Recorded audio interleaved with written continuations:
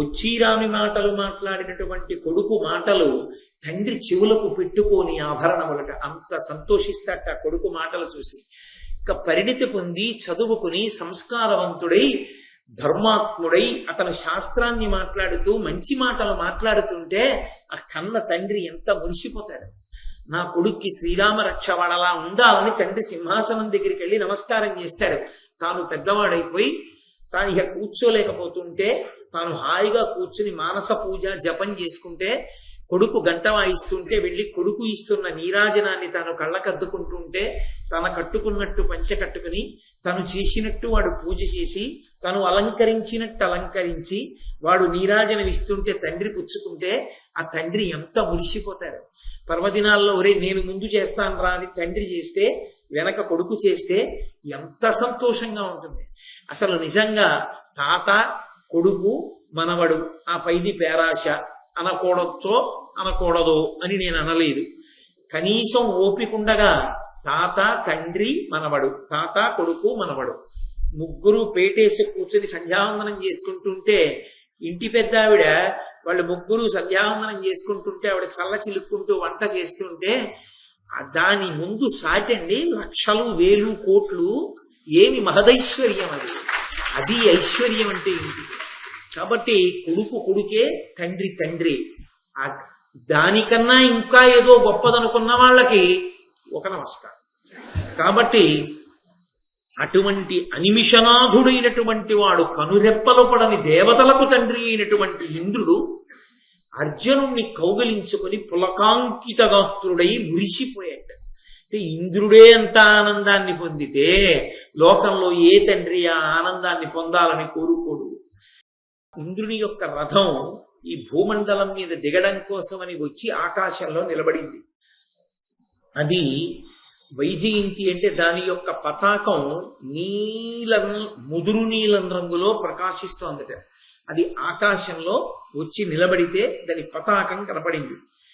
అక్కడ ఆబద్ధ వివిధ రత్నావళి ప్రభచేసి రమ్యమై రోదోంతరంబు విలుంగా దానికి కట్టబడినటువంటి రత్నాల హారముల యొక్క కాంతి చేత ఆ రథానికి కింద రథానికి పైన రథానికి పక్కలా ఉన్నటువంటి చీకటి అంతా తొలగతోయబడి విశేషమైనటువంటి కాంతులు అలుముకున్నాయి.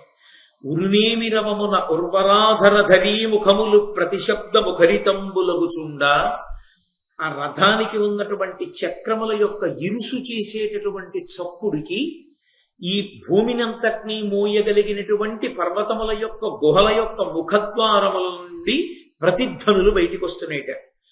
నానావిధాయుధంబులు దాల్చి ఆ రథంలో అనేకమైనటువంటి ఆయుధములు సమకూర్చబడ్డాయి. అశని విద్యుత్ సహస్రాభిశోభితాభ్ర సదృశమై మెరుపులు 1000 మెరుపులు దాని చుట్టూ కూడా ఉంటే ఎలా ఉంటుందో అలా 1000 మెరుపులతో కూడుకున్నటువంటి ఒక మేఘం వస్తే ఆకాశంలో నిలబడితే చూడగానే అది ఎంత కంటిని ఆకర్షిస్తుందో అటువంటి మేఘంలా వచ్చి నిలబడినటువంటిదై మహాజవాశ్వాయుత వాక్యమానమైన 10,000 గుర్రములు పూంచబడి ఉన్నాయి ఆ రథానికి. 10,000 గుర్రములు పూంచబడినటువంటి ఆ రథాన్ని చూసి వరరథంబు అఘవునాజ్ఞ చేసి, ఇంద్రుడికి అఘవుడు అని ఒక పేరు. ఇందుచేత అఘవుడు అంటే ఆయన పాపములు తీయగలిగిన వాడు, యజ్ఞముల యందు హవిస్సుని తీసుకుని మనుష్య కోటిని రక్షించేటటువంటి లక్షణం ఉన్నవాడు. అందుకని అఘవును ఆజ్ఞ చేసి ఇంద్రుడి యొక్క ఆజ్ఞ మేరకి మాతలి ఆ రథాన్ని తీసుకొచ్చి ఆకాశమునందు నించున్నాడు. నించుని ఆ ఇంద్రతనయుడైన అర్జునుడి దగ్గరికి వచ్చి, నీ కోసం నీ తండ్రి అయిన దేవేంద్రుడు ఈ రథాన్ని పంపించాడు, నీవు ఈ రథాన్ని అధిరోహించి ఇంద్రసభకి రావలసింది అన్నాడు. అంటూ ఒక మాట అన్నాడు, నేను ఎప్పటి నుంచో మీ నాన్నగారి దగ్గర సారథిగా నేను ఉద్యోగం చేస్తున్నాను, కానీ 100 అశ్వమేధ యాగాలు చేసిన వాళ్ళు, కొన్ని 100 రాజసూయ యాగములు చేసినటువంటి వాళ్ళు కూడా ఈ రథం ఎక్కి ఇంద్రసభకి రాలేదు. మొట్టమొదటిసారి నీ కొరకు ఈ రథం పంపబడింది, ఈ రథం ఎక్కి నువ్వు ఇంద్రసభకి వద్దుగానివి రమ్మన్నాడు. అంటే మనుష్యలోకంలో సంచరించేటటువంటి ప్రాకృతమైన శరీరంతో ఉన్నవాడు అర్జునుడు కనుక అటువంటి దివ్యరథాన్ని అధిరోహించడానికి కావలసినటువంటి ఆ పునీతమైనటువంటి తేజస్సుని పొందడానికి అనువుగా వెళ్లి గంగానది స్నానం చేసి ఆ గంగా నదిలో తన యొక్క తండ్రికి, తాతగారికి, ముత్తాతగారికి, అలాగే అక్కడ దేవతలకి అందరికీ కూడా తర్పణం చేసి తాను శుచి, ఇంతకు ముందు వచ్చినటువంటి దేవతల్ని కూడా అలాగే మాటల చేత, పుష్పముల చేత, మంచినీటి చేత, పదార్థముల చేత పూజించాడు. ఇప్పుడు తాను తేజస్సు కలిగినటువంటి వాడై ఆ రథాన్ని అధిరోహించి ఆయన ఇంద్రలోకానికి బయలుదేరాడు. ఆ ఇంద్రలోకం దగ్గరికి వస్తుంటేనే చూశాడు, ఆ ఇంద్రలోకం బయట ఐరావతమనబడేటటువంటి ఇంద్రుడు అధిరోహించి వెళ్ళేటటువంటి ఏనుగు నిలబడింది. అది నిలబడితేట ఒక పెద్ద పర్వతమే వచ్చి నిలబడిందా అన్నట్టుగా ఉంది. దాని యొక్క మదజల ధారల చేత పెద్ద మేఘం కురిసేసి వెళ్ళిపోతే పర్వతం నుంచి జలధారలు కారుతుంటే ఎలా ఉంటుందో అలా ఆ మదజల ధారలు కారుతున్నాయిట ఏనుక్కి. అది బయట నిలబడి ఉంది. చూశాడు ఆ ఇంద్రలోకం వంక. పరమ ధర్మస్థితి ప్రజ ప్రీతిగాంచిన రాజులకు ఉదగ్రరణమునందు పతుల ప్రస్తవమున ప్రాణముల్ విడిచిన వీరులకును యజ్ఞ విధులు చేసి సురలను వసుమతీసురులను తనిసిన ధర్మాత్ములకును మహాతపసులకు నిలయంబులై రమణీయంబులగునట్టి హర్మ్య విమాన సంహతుల దాని సకల భువనంబులంగల సత్పురములకెల్లా ఎక్కుడగుదగి సిఖీందు రవుల దీప్తి లేకున్న తనదైన దివ్య దీప్తి విస్తరంబున ఎప్పుడు వెలుగుదాని. ఆ అమరావతి నగరం ఇంద్రుని యొక్క రాజధాని. ఆ అమరావతి నగరం వంక చూశాడు. ఇత పూర్వం ఇంద్ర సభ గురించి చెప్పారు సభాపర్వంలో. ఇప్పుడు ఆ అమరావతి నగరం ఇంద్రుడి యొక్క రాజధాని గురించి మాట్లాడుతున్నారు. అటువంటి ఇంద్రుడి యొక్క రాజధాని అయిన అమరావతి నగరంలో ప్రవేశించాలి అంటే ఎటువంటి పుణ్యం చేసిన వాళ్ళైతే అసలు ఆ స్వర్గలోకంలోకి ప్రవేశించగలరు అన్నది చెప్తున్నారు. పరమధర్మస్థితి ప్రజ ప్రీతిగాంచిన రాజులకు, పరమ ధార్మికులై ఎప్పుడూ ధర్మాన్ని తప్పకుండా ధార్మికమైన రీతిలో తన రాజ్యములోని ప్రజలను పరిపాలించినటువంటి సద్గుణోపేతులైనటువంటి రాజులు ఆ స్వర్గలోక ప్రవేశం చేస్తారు. అలాగే ఉదగ్ర రణమునందు పతుల ప్రస్తవమున ప్రాణముల్ విడిచిన వీరులకును, తనని నమ్ముకున్నటువంటి ప్రభువు కోసం మహోగ్రమైనటువంటి యుద్ధంలో పోరాటం చేసి వెన్నివ్వకుండా తమ శరీరాన్ని ఆ యుద్ధంలో విడిచిపెట్టినటువంటి వీరులైనటువంటి వారు ఆ స్వర్గలోకాన్ని అలంకరిస్తారు. యజ్ఞ విధుల చేసి సురలను వసుమతీసురులను తనిపిన ధర్మాత్ములకును, బ్రహ్మాండమైనటువంటి యజ్ఞాలు చేసి ఆ యజ్ఞాలలో ఇవ్వబడినటువంటి హవిస్సు చేత దేవతలని తృప్తులను చేసి, అలాగే ఆ యజ్ఞ కార్యాన్నంతటినీ నిర్వహించినటువంటి బ్రాహ్మణోత్తములకు భూరి సంభావనలిచ్చినటువంటి పరమధార్మికులైనటువంటి వారు ఎవరుంటారో వాళ్ళందరూ కూడా స్వర్గలోక ప్రవేశం చేస్తారు. మహాతాపసులకు నిలయంబులై రమణీయంబులగునట్టి హర్మ్య విమాన సంహతుల దాని, అనేక మంది గొప్ప తపస్సు చేసినటువంటి వ్యక్తుల యొక్క సమూహములు నివసించేటటువంటి బంగారు మేడలు గోపురములతో కూడుకున్నటువంటి ఆ అమరావతి నగర శోభనం చూసినటువంటి వాడై సకల భువనంబులంకల సత్పురములకెల్ల ఎక్కుడనదగి, అసలు ఈ బ్రహ్మాండములన్నిటిలోనూ అన్ని లోకములలోనూ కూడా ఉన్నటువంటి పురముల కల్లా శ్రేష్టమైనదిగా చెప్పబడేటటువంటి ఆ అమరావతి నగరాన్ని చూసినటువంటి వాడై సిఖీందు రవుల దీప్తి లేకున్న తనదైన దివ్య దీప్తి విస్తరంబున ఎప్పుడు వెలుగుదాని. సూర్యుడు, చంద్రుడు, అగ్ని ఈ మూడు అక్కడ ప్రకాశించకపోయినా తనదైన దీప్తి చేత, తనదైన కాంతి చేత తాను ప్రకాశించగలిగినటువంటి లక్షణం ఉన్నటువంటి ఆ అమరావతి నగరాన్ని చూసి అర్జునుడు పరమ సంతోషాన్ని పొందినటువంటి వాడై ఆ అమరావతి నగర ప్రవేశం చేశాడు. స్వర్గలోకంలోకి వెళ్ళాడు. ఎన్ని కార్యాలు చేసినా స్వర్గలోక ప్రవేశం ఇవ్వరు కొంతమందికి. ఎవరెవరికి స్వర్గలోక ప్రవేశం ఇవ్వరు అని అడిగారు. వాళ్ళు ఎన్ని పుణ్యాలు చేసిన వారైనా ఈ 5 రాకపోతే మాత్రం వాళ్ళకి స్వర్గలోక ప్రవేశాధికారం ఇవ్వరు. మొట్టమొదటిది ఆహితాగ్నులు కాని వారు ప్రవేశించడానికి వీలు లేదు. వేదాన్ని నమ్మి ప్రతిరోజు అగ్నిహోత్రం చేసి నిత్యాగ్నిహోత్రీకులై అగ్నిహోత్రం చెయ్యనటువంటి వారికి స్వర్గలోక ప్రవేశం లేదు. కాబట్టి నేను ఎందుకు నమ్మానో మీకు అందరికీ అర్థమై ఉంటుంది. అలాగే జీవితంలో ఎన్నడూ తీర్థయాత్ర చెయ్యనటువంటి వాడెవరున్నాడో అటువంటి వాడికి ఎన్నడూ స్వర్గలోక ప్రవేశాన్ని కల్పింపరు. స్వర్గలోకంలో ప్రవేశించాలి అంటే కనీసార్హతలు ఇవి ఉండాలి. తీర్థయాత్ర చేసిన వాడై ఉండాలి. తీర్థయాత్ర అంటే ఏదో ఒక క్షేత్రానికి వెళ్ళి భగవద్ దర్శనం ఒకటి చేసుకుని తిరిగి రావడం కాదు. అక్కడ ఉండేటటువంటి తీర్థమునందు సంకల్ప సహితమైనటువంటి స్నానం చేసిన వాడెవరున్నాడో వాడు. అటువంటి తీర్థయాత్ర చేసినటువంటి వాడికి చెయ్యని వాణ్ణి స్వర్గలోక ప్రవేశం చెయ్యనివ్వరు. అసత్యాలాడడమే జీవితంలో ప్రయోజనంగా పెట్టుకుని ఎప్పుడూ అబద్ధాలాడే అలవాటు ఉన్నవాణ్ణి అందులోకి రానివ్వరు. వేదాలకు విశ్వసనీయతను కల్పించకుండా వేదమును మనం నమ్మాలనేటటువంటి బుద్ధిని విడిచిపెట్టి వేదములకు వ్యతిరేకంగా మాట్లాడటం అలవాటు చేసుకున్న వాడికి స్వర్గలోక ప్రాప్తి ఉండదు. అలాగే మాంసాహారమును తినేటటువంటి వారికి స్వర్గలోక ప్రవేశం కల్పింపరు. అలాగే యుద్ధంలో వెన్ను చూపించి శత్రువుతో పోరాడకుండా పారిపోయినటువంటి వాడికి స్వర్గలోక ప్రవేశము కల్పింపబడదు. కాబట్టి ఈ పైన చెప్పినటువంటి లక్షణములు ఎవరికి ఉన్నాయో వాళ్ళు ఎన్ని పుణ్యకర్మలు చేసినటువంటి వారైనప్పటికీ వారు స్వర్గలోక ప్రవేశం చెయ్యడానికి వారికి అధికారం ఇవ్వరు.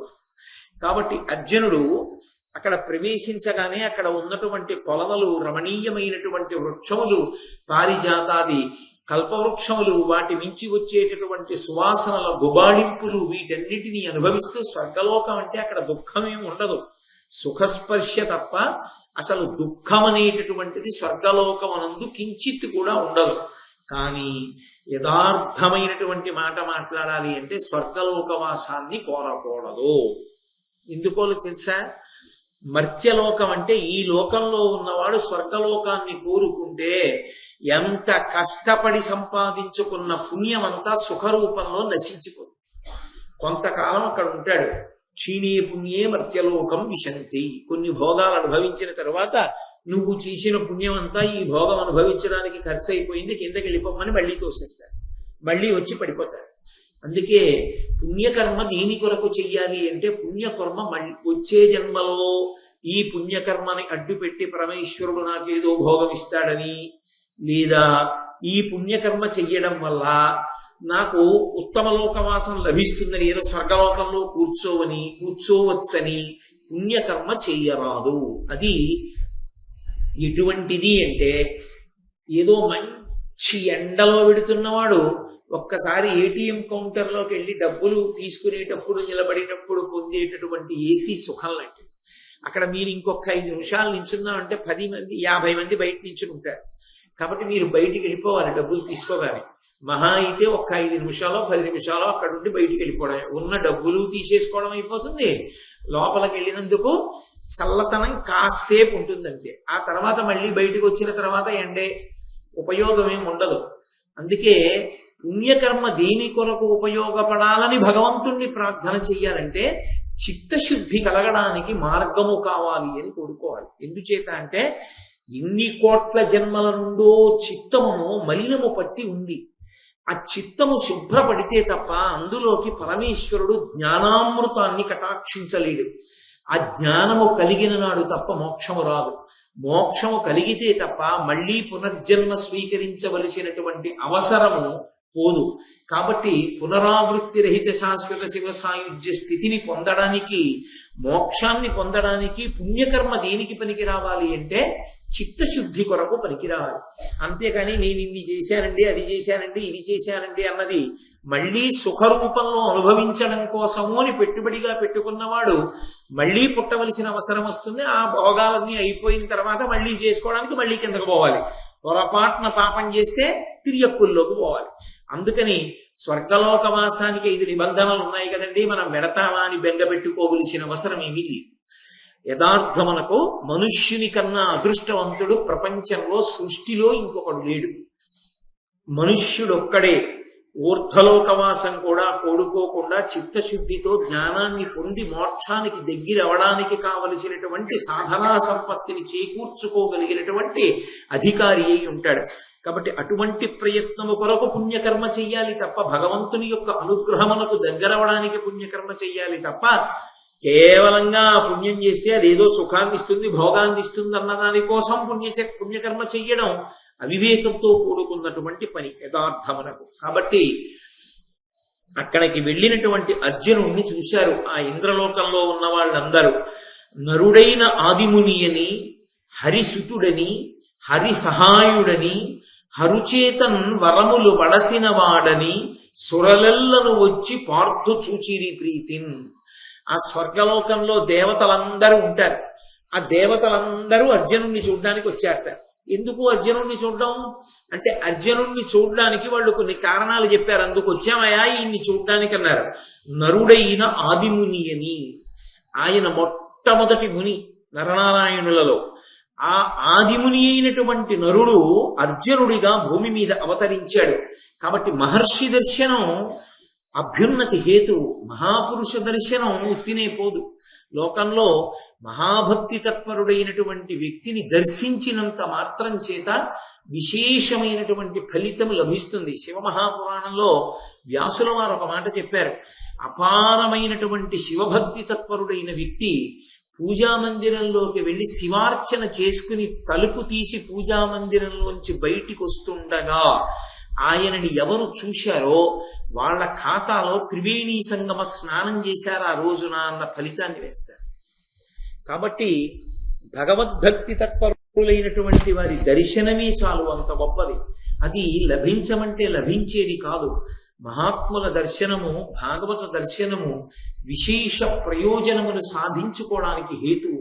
అందుకే అది దొరకమంటే దొరికేది కాదు, ఎవరైనా దాన్ని సద్వినియోగం చేసుకోవలసిందే. భారతం వింటున్నప్పుడు స్వర్గలోకంలో ఉన్న దేవతలు అర్జునుణ్ణి చూడడానికి వెళ్ళారు అంటే వాళ్ళు కారణాలు చెప్తున్నారు, ఎందుకు పెడుతున్నారు. అందుకే సాధారణంగా లోకంలో ఒక మర్యాదతో కూడుకున్నటువంటి నడవడి ఒకటి ఉంటుంది. మహాత్ములైనటువంటి వారు నిరంతరము భగవదర్చన యందు నిపుణులైనటువంటి వారు సన్యాసాశ్రమమునందు ఉన్నప్పటికీ కూడా పీఠాధిపత్యమును స్వీకరించడానికి అర్హత పొందినటువంటి వారై శంకర భగవత్పాదాచార్య స్వామి వారు తప్ప ఏ ఇతరులు పీఠమును స్థాపించిన వారు లేరు. సనాతన ధర్మమునందు కూడా ఏ సంప్రదాయములోనూ పీఠములు పెట్టినటువంటి ఆచార్యులు లేరు. పీఠస్థాపన చేసినటువంటి ఏకైక ఆచార్యుడు శంకర భగవత్పాదులొక్కరే. మళ్ళీ అవైదికమైన వాదనలు భరతఖండంలోకి ప్రవేశించకూడదని తూర్పున జగన్నాథులు గోవర్ధన పీఠము, పడమర ద్వారకలో కాళికాపీఠము, ఉత్తరమున బదరికాశ్రమములో జ్యోతిపీఠము, దక్షిణమున శృంగగిరిలో శారదాపీఠము ఉంచినటువంటి మహాపురుషులు శంకర భగవత్పాదులు. వారి సంకల్పమును అనుసరించే ఇప్పటికీ ఆ పీఠములకు నిరంతరంగా అవిచ్ఛిన్నంగా గురు పరంపర మహాత్ములైనటువంటి వారి చేత అధివసింపబడి నడుస్తోంది. అటువంటి మహాపురుషులైనటువంటి వారు ఒక ఊర్లోకి వచ్చి కొంతకాలం ఉంటే ఆ మహాత్ముల యొక్క పాద స్పర్శ చేత ఆ భూమి పునీతమవుతుంది. వారు వచ్చినప్పుడు వారితో పాటుగా కొన్ని వస్తాయి. వారు నిరంతరం కొన్ని విశేషమైనటువంటి మూర్తులను ఆరాధన చేస్తారు. ఒక ఉదాహరణ చెప్పాలి అంటే, శంకర భగవత్పాదులు కైలాసానికి వెళ్ళినప్పుడు పరమశివుడు 5 శివలింగాలు ఇచ్చాడు. ఆ 5 శివలింగాలలో 2 శివలింగాలు పరమశివుడి చేతి చేత ఇయ్యబడినటువంటి 2 శివలింగములు ఇప్పటికీ దక్షిణాన, ఒకటి శృంగగిరిలో శృంగేరి పీఠంలో శృంగేరి పీఠాచార్యులు ఎవరుంటారో వారు ప్రతిరోజు ప్రదోష వేళలో చంద్రమౌళీశ్వరారాధన అన్న పేరుతో భోగలింగానికి అభిషేకం చేస్తూ ఉంటారు. యోగలింగము అన్న పేరుతో వేరొక స్ఫటికలింగం కామకోటి పీఠంలో ఉంది. వారిని ప్రత్యేకం ఆ ఊళ్ళో ఉన్నటువంటి వాళ్ళు, పెద్ద పెద్ద దేవాలయ ప్రాంగణాలు ఉన్నటువంటి వాళ్ళు ఆహ్వానం చేస్తారు. అయ్యా మీరు వచ్చి చాతుర్మాస్యం చేయండి మా దగ్గర అని. కామకోటి పీఠాధిపత్యం వహించినటువంటి చంద్రశేఖరేంద్ర సరస్వతి మహాస్వామి వారు నడిచి వెళ్ళిపోతుండేవారు. ఆ చాతుర్మాస్య కాలం వచ్చినప్పుడు వారు దగ్గరలో ఉన్న ఊరిలో విడిది చేసేవారు. అది పెద్ద తీర్థం అయిపోయేది. కొన్ని ప్రదేశాలలో అయితే ఎంత ఆశ్చర్యకరమైన సందర్భాలు జరిగాయంటే, వారు కేవలంగా ఒక చిన్న ఇంట్లో ఉండి ఆరాధన చేసేవారు. ఎంత నియమంతో కూడుకున్న ఆరాధన అంటే, ఒకరోజు వారు చంద్రమౌళీశ్వరలింగానికి అభిషేకం చేసుకోవడానికి నిత్యానుష్ఠానానికి కూర్చున్నారు. ఇల్లంతా పొగ పట్టేసి ఉంది. అక్కడ ఆ వంట చేస్తున్నారు, ఆ నైవేద్యానికి కావలసినవి వండుతున్నారు. ఆ వండుతున్నప్పుడు పొగొచ్చేసి గదంతా పట్టేసింది. ఎలా చేసుకుంటారు ఈయన అనుకున్నారు. ఆయన ఒక్క మాట అనలేదు ఎవరిని. ఆయన తిన్నగా వచ్చి పొయ్యి పక్కన కూర్చుని అనుష్ఠానం చేశారు. అంతా అయిపోయిన తర్వాత అడిగారు, అయ్యా మీకు చాలా ఇబ్బంది కలిగిందని. ఆయన అన్నారు, పొగ అంతటా వ్యాపిస్తుంది, పొయ్యి దగ్గర ఉండదు, అందుకే పొయ్యి దగ్గర కూర్చుని చేశారన్నారు. ఆయనకి శౌచానికి దోషం వచ్చిందని అనుమానం వస్తే ఆయన చెట్టు మీద ఎక్కి కూర్చొని అనుష్ఠానం చేసేవారు.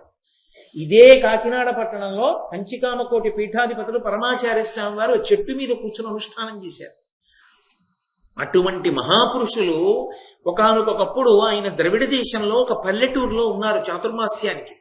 ఉంటే ఆయన తెల్లవారి అనుష్ఠానం చేసుకుని బయటికి వచ్చేటప్పటికి ఆయన దర్శనం కోసం ఊరంతా నిండిపోయి, పక్క ఊళ్ళ నుంచి వచ్చినటువంటి పల్లెటూళ్ళ నుంచి వచ్చినటువంటి జనుల చేత ఇంతమందికి దర్శనం ఎలా ఇవ్వాలి అని అనుమానం వచ్చి నిచ్చెన వేస్తే నిచ్చెనెక్కి ఆ ఇంటి పైకప్పు మీద నించుని చెయ్యి ఊపేవారు. ఆయన దర్శనం చాలు. అటువంటి మహాత్ముల్ని తీసుకొస్తారు చాతుర్మాస్యం చేయమని. ఎందుకని? ఉత్తప్పుడు సన్యాస ధర్మంలో వారు ఒక చోట ఉండకూడదు, వెళ్ళిపోతూ ఉంటారు. పీఠార్చన కొరకు ఉంటే ఉండొచ్చు కాక తపోభోగులుగా మార్చుకుని తపస్సు చేసుకున్నది ఒక్క పీఠాధిపతులకి, అన్యులకు ఇది లేదు, మినహాయింపు లేదు. కాబట్టి అటువంటి పీఠాధిపతులు కూడా దేశ సంచారం చేసేటప్పుడు చాతుర్మాస్యంలో వర్షాకాల ప్రారంభం నుండి ఉండిపోతారు. అందుకే ప్రత్యేకంగా వెళ్ళి అభ్యర్థిస్తారు, అయ్యా మా ఊళ్ళో చాతుర్మాస్యం చేయండి, మా దేవాలయంలో చాతుర్మాస్యం చేయండి అని అడుగుతారు. వారు వచ్చి విడిది చేస్తారు దేవాలయంలో. వారు వచ్చి ఉన్న కారణం చేత ఎన్ని ఊళ్ళ నుంచి ఎంతమంది మహాత్ములో బయలుదేరి వస్తారు వారి దర్శనానికి. వారు సాయంకాలం అయ్యేటప్పటికీ చంద్రమౌళీశ్వరారాధన చేస్తూ ఉంటారు. కొన్ని వేల మంది వచ్చి ప్రతిరోజు తీర్థం తీసుకుంటూ ఉంటారు. అటువంటి సంప్రదాయ పీఠాలని అధివసించినటువంటి మహాపురుషులు వచ్చి చాతుర్మాస్యం చేస్తే నిజంగా ఆ ఊరు పునీతం అయిపోతుంది. ఎన్నో పురాణ ప్రవచనాలు జరుగుతాయి, వారి అనుగ్రహ భాషణాలు జరుగుతాయి, ఎన్నో యజ్ఞయాగాది క్రతువులు జరుగుతాయి వారి సమక్షంలో. ఎందరో విద్వాంసులు వస్తారు, ఎన్నో గ్రంథములు ఆవిష్కరింపబడతాయి. ఎంత అద్భుతంగా ఉంటుందో! ఈ భారతం చెప్పుకున్నటువంటి విశేషాన్ని అడ్డుపెట్టి శ్రీకృష్ణ పరమాత్మ అయ్యప్ప స్వామి అనుగ్రహించి మన దేవాలయ ప్రాంగణంలో కూడా ఎప్పుడైనా అటువంటి చాతుర్మాస్యం చేసుకునేటటువంటి భాగ్యాన్ని పరమేశ్వరుడు కృప చెయ్యాలని ప్రార్థన చేద్దాం.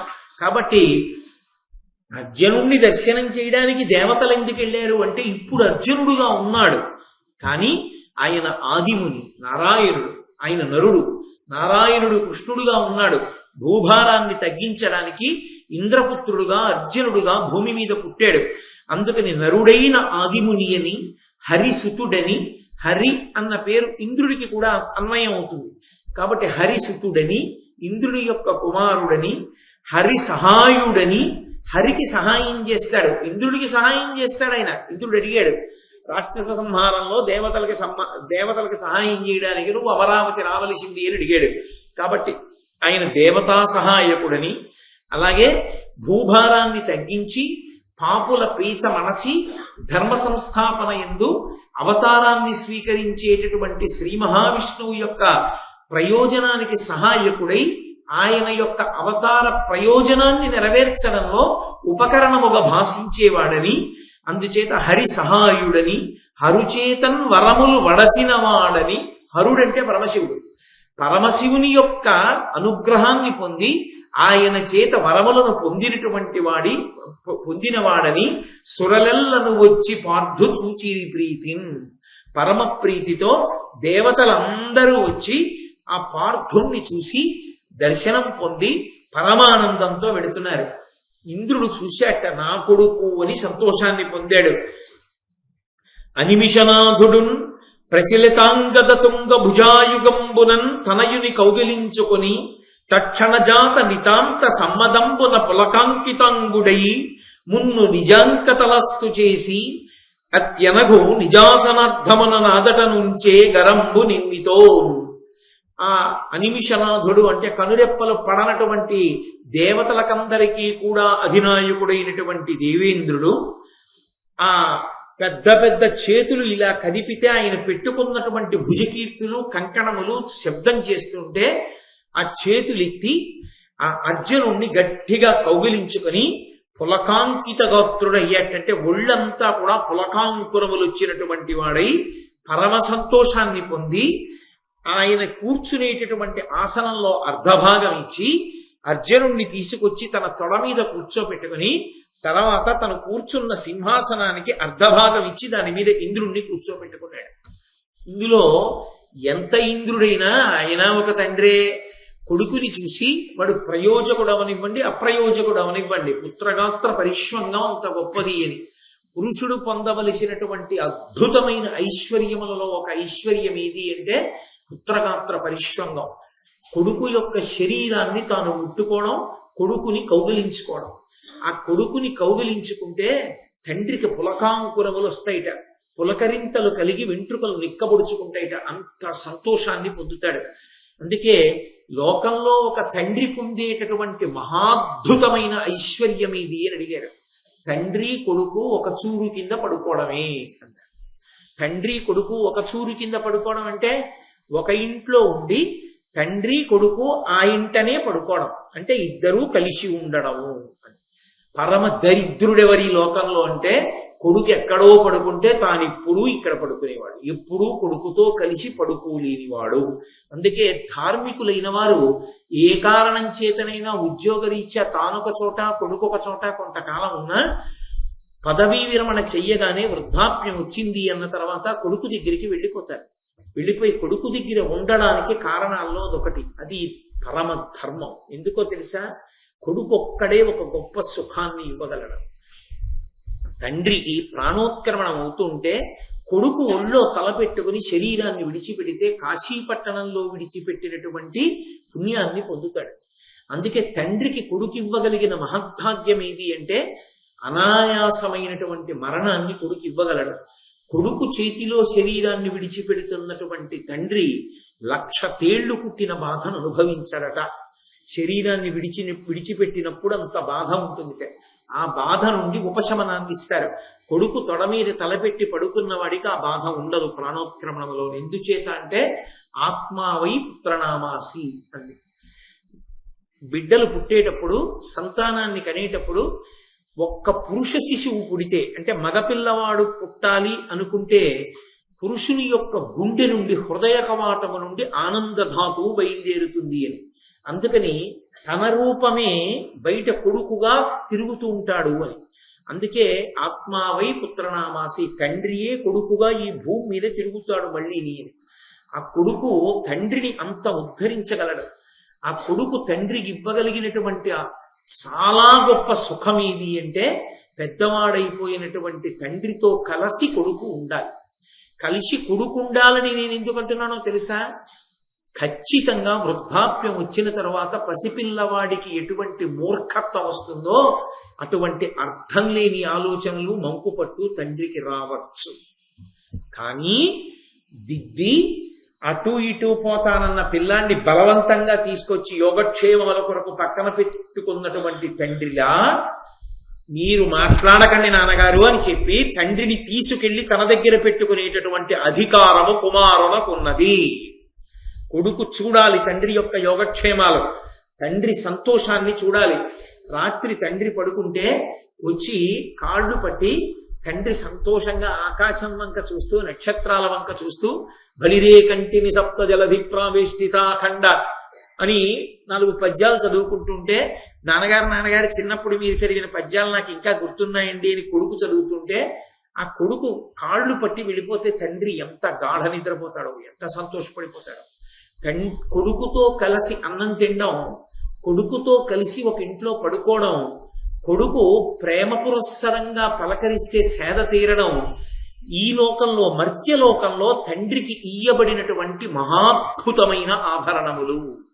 తండ్రి అపారమైన సంతోషం పొందేది దేనికోట తెలుసా? వచ్చిరాని మాటలతో కొడుకు మాట్లాడినప్పుడు. అందుకే తనయుల సంభాషణములు జనకులకున్ కర్ణయుగళి సద్భూషణములు అంటారు పోతన గారి భాగవతంలో. వచ్చిరాని మాటలు మాట్లాడినటువంటి కొడుకు మాటలు తండ్రి చెవులకు పెట్టుకొని ఆభరణములట. అంత సంతోషిస్తాట కొడుకు మాటలు చూసి. ఇక పరిణితి పొంది చదువుకుని సంస్కారవంతుడై ధర్మాత్ముడై అతను శాస్త్రాన్ని మాట్లాడుతూ మంచి మాటలు మాట్లాడుతుంటే ఆ కన్న తండ్రి ఎంత మురిసిపోతాడు. నా కొడుక్కి శ్రీరామ రక్ష వాడలా ఉండాలని తండ్రి సింహాసనం దగ్గరికి వెళ్ళి నమస్కారం చేశాడు. తాను పెద్దవాడైపోయి తాను ఇక కూర్చోలేకపోతుంటే తాను హాయిగా కూర్చుని మానస పూజ జపం చేసుకుంటే కొడుకు గంట వాయిస్తుంటే వెళ్ళి కొడుకు ఇస్తున్న నీరాజనాన్ని తాను కళ్ళకద్దుకుంటుంటే తన కట్టుకున్నట్టు పంచె కట్టుకుని తను చేసినట్టు వాడు పూజ చేసి తను అలంకరించినట్టు అలంకరించి వాడు నీరాజనం ఇస్తుంటే తండ్రి పుచ్చుకుంటే ఆ తండ్రి ఎంత మురిసిపోతాడు. పర్వదినాల్లో ఒరే నేను ముందు చేస్తాను రా అని తండ్రి చేస్తే వెనక కొడుకు చేస్తే ఎంత సంతోషంగా ఉంటుంది. అసలు నిజంగా తాత కొడుకు మనవడు ఆ పైది పేరాశ అనకూడదో అని నేను అనలేదు. కనీసం ఓపికండగా తాత తండ్రి మనవడు, తాత కొడుకు మనవడు ముగ్గురు పేటేసి కూర్చొని సంధ్యావందనం చేసుకుంటుంటే ఇంటి పెద్ద ఆవిడ వాళ్ళు ముగ్గురు సంధ్యావందనం చేసుకుంటుంటే ఆవిడ చల్ల చిలుక్కుంటూ వంట చేస్తుంటే దాని ముందు సాటండి లక్షలు వేలు కోట్లు ఏమి మహదైశ్వర్యం అది. అది ఐశ్వర్యం అంటే ఇంటికి. కాబట్టి కొడుకు కొడుకే, తండ్రి తండ్రి. దానికన్నా ఇంకా ఏదో గొప్పదనుకున్న వాళ్ళకి ఒక నమస్కారం. కాబట్టి అటువంటి అనిమిషనాథుడైనటువంటి వాడు కనురెప్పలు పడని దేవతలకు తండ్రి అయినటువంటి ఇంద్రుడు అర్జునుణ్ణి కౌగలించుకొని పులకాంకిత గాత్రుడై మురిసిపోయాట. అంటే ఇంద్రుడే అంత ఆనందాన్ని పొందితే లోకంలో ఏ తండ్రి ఆ ఆనందాన్ని పొందాలని కోరుకోడు. ఐరావతం యొక్క కుంభస్థలం మీద తరచుగా తన అరచేతితో కొట్టి దాన్ని అటు ఇటు నడిపించడంలో కఠినమైనటువంటి ఆ ఏనుగు యొక్క కుంభస్థలం రాపిడి చేత కాయలు కాచి కరుపు తేరినటువంటి తన చేత్తో అర్జునుడి యొక్క సర్వాంగములను స్పృశించి ఓసారి చేయి పట్టుకుని ఓసారి వీపు మీద చెయ్యేసి అబ్బా ఏమి భుజాలు మా వాడివి వీటికే కట్టుకుంటాడు అక్షయ బాణతూణీరాలు అని ఓసారి ఆ భుజాలు ముట్టుకుని అబ్బా ఎంత పెద్ద వీపురా మా వాడిది కవచం కట్టుకుంటే అందుకే అంత అందంగా ఉంటాడు అని ఆ వీపు ముట్టుకుని ఆ కొడుకుని 10 మాటలు ముట్టుకుంటే అసలే కరుకు తేరిని చెయ్యేమో ఆ చెయ్యి మీద పడుతుంటే నాన్నగారు పిచ్చి ప్రేమతో ముట్టుకుంటున్నారని అర్జునుడు నిరోధించకుండా ఊరుకుంటే ఆ ముట్టుకుని మురిసిపోతున్నట్ట ఇంద్రుడు. ఒకే ఆసనం మీద తండ్రితో కలిసి అర్జునుడు కూర్చునుంటే అక్కడ ఉండేటటువంటి అప్సరోగణములన్నీ కూడా బంగారు దండములు కలిగినటువంటి చామరాలు పట్టుకుని ఆ దేవతలు గంధర్వులు సిద్ధులు విద్యాధరులు మొదలైనటువంటి వారు ఆ అర్జునుడికి ఇంద్రుడికి పూజ చేస్తూ ఆ చామరాలు వేస్తూ వాళ్ళని సంతోష పెడుతున్నారట. చామరం ఎందుకు వేస్తారు అంటే బడలిక నుండి విశ్రాంతి కలుగుతుంది. చామర సేవ అని అది ఒక్క దేవతలకే చేస్తాం. లేకపోతే విష్ణువాంశ లేనివాడు పృథివీపతి కాడు కనుక పూర్వం మహారాజులకు వేసేవారు చామరం. ఆ చామరం వేశారు అంటే ఈశ్వరుడికి బడలిక తీరుతుంది. పరమేశ్వర మూర్తికి కూడా ఆకలి ఉంటుంది. అందుకే ఒక దేవాలయంలో విగ్రహాన్ని ప్రతిష్టాపన చేసిన తరువాత శౌచ్యంతో ఉండి తగినంత నైవేద్యం పెట్టకపోతే ఈశ్వరుడు ఆకలితో ఆర్తి పొందుతాడు. అందుకే కామకోటి పీఠాధిపత్యం వహించిన మహాపురుషులు పరమాచార్య స్వామి తరచుగా ఒక మాట చెప్పేవారు, కొత్త దేవాలయాలు కట్టేకండి, ఉన్న పాడుపడిపోయిన దేవాలయాలు పునరుద్ధరించండి అనేవారు. కొత్త దేవాలయాలు కట్టేయడం చాలా తేలికే. కట్టిన దగ్గర నుంచి అందులో కాస్త స్త్రీ సూక్త పురుష సూక్తాలతో అభిషేకం చేయడానికి నమక చమకాలు ఇచ్చిన వాడు కూడా అర్చకుడుంటే ఆ దేవాలయంలో నైవేద్యం పెట్టడానికి తగినటువంటి సాధన సంపత్తి ఉండదు. ఆ వంట చేయడానికి ఓ వంటశాల, అందులో శౌచంతో వంట చేసి స్వామికి తీసుకొచ్చి అన్నాన్ని నైవేద్యం చేయడం, ఏదో కూర నైవేద్యం పెట్టడం చేసేవాడు ఉండడు. ఒక్కొక్క విగ్రహం యొక్క శక్తి అంత ఎందుకు నిలబడుతుందో తెలుసా? అక్కడ చేసేటటువంటి నైవేద్యం వల్ల నిలబడుతుంది. మీరు చూడండి, వెంకటాచలము శ్రీశైలము మొదలైనటువంటి క్షేత్రములకు ఆ శక్తి నిలబడడానికి కారణాల్లో ఒకటి అక్కడ జరిగేటటువంటి రాశి నైవేద్యం. దానికి కూడా ఆగమంలో విశేషమైనటువంటి ఫలితం ఉంటుంది. కాబట్టి అక్కడ చేసేటటువంటి పనికి అంత విశేషం ఉంటుంది. భగవంతుడు కూడా బడలిపోతాడు. ఆయనకి తీసుకెళ్లి మనం అభిషేకం చేసేస్తే చేతిలో దొరికింది కదా అని బిందెను అలా పోసేస్తాం, మళ్ళీ వెంటనే పదార్థం పోసేస్తాం. ఆయన కూడా అలిసిపోతాడు. అలసట కలిగితే భగవంతునికి అలసట తీరాలి అంటే చామరం వెయ్యాలి. అందుకే చామరం వెయ్యడం అనేటటువంటిది అద్భుతమైన సేవల్లో ఒకటి. ఆ చామరం ప్రతి దేవాలయంలో ఉండాలి, ప్రతి ఇంట్లో ఉండాలి, ప్రతి ఇంట్లో ఉండి చామరం వెయ్యాలి. ఈశ్వరుడు విశ్రాంతి పొందుతాడు, సంతోషిస్తాడు ఆయన. అందుకని ఆ చామరం వేశారు ఇంద్రుడికి అర్జునుడికి. సభలో పరిచయాలన్నీ పూర్తయిపోయాయి. నాయన కాసేపు సంతోషిద్దుగానివి అని గంధర్వ సంగీత గోష్ఠి ఎందు కూర్చోబెట్టాడు తీసుకెళ్లి ఇంద్రుడు. ఆయనకు కూడా మరి సంతోషం ఉంటుంది కొడుకు సేద తీరాలని.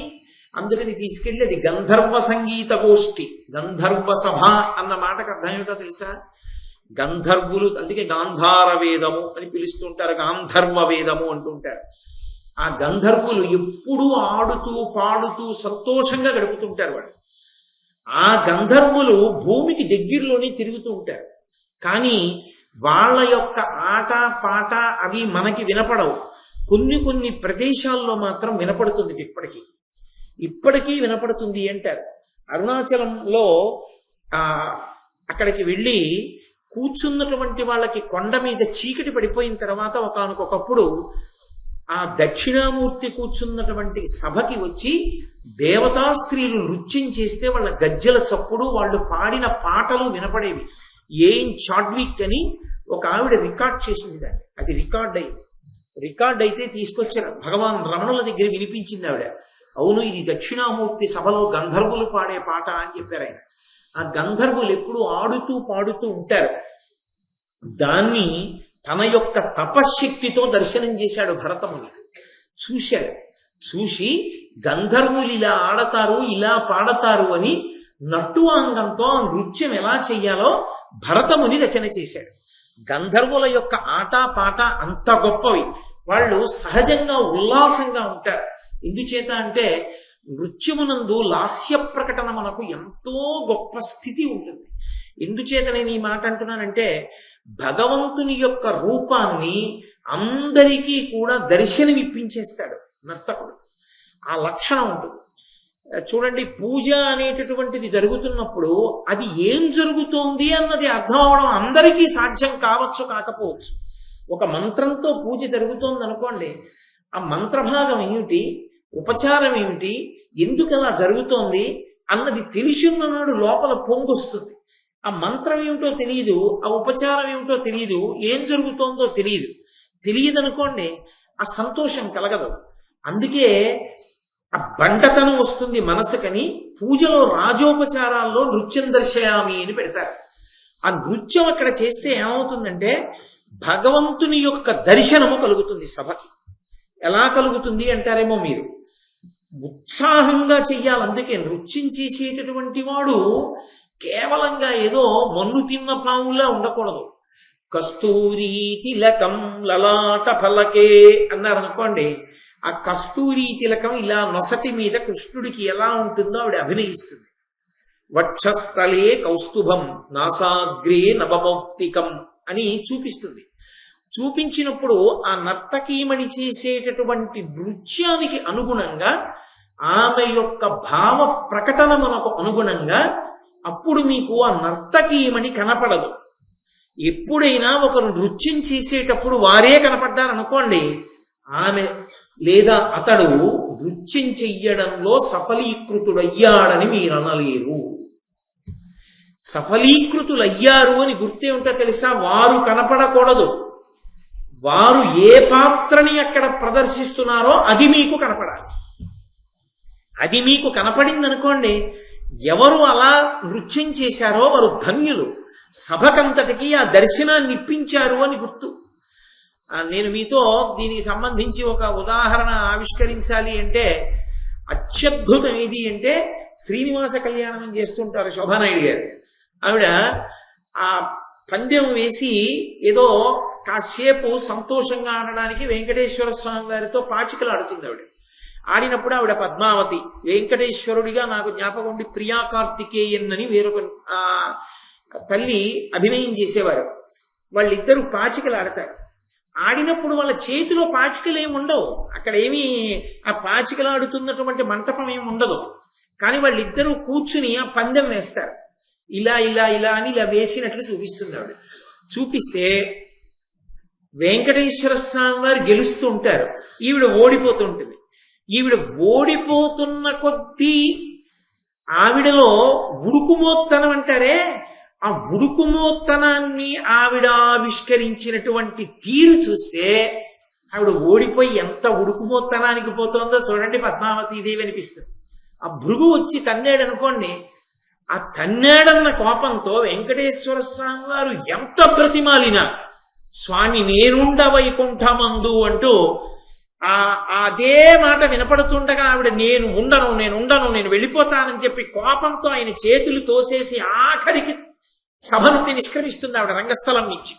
అంటే ఆవిడ కొల్హాపురం వెళ్ళిపోయిందనమాట.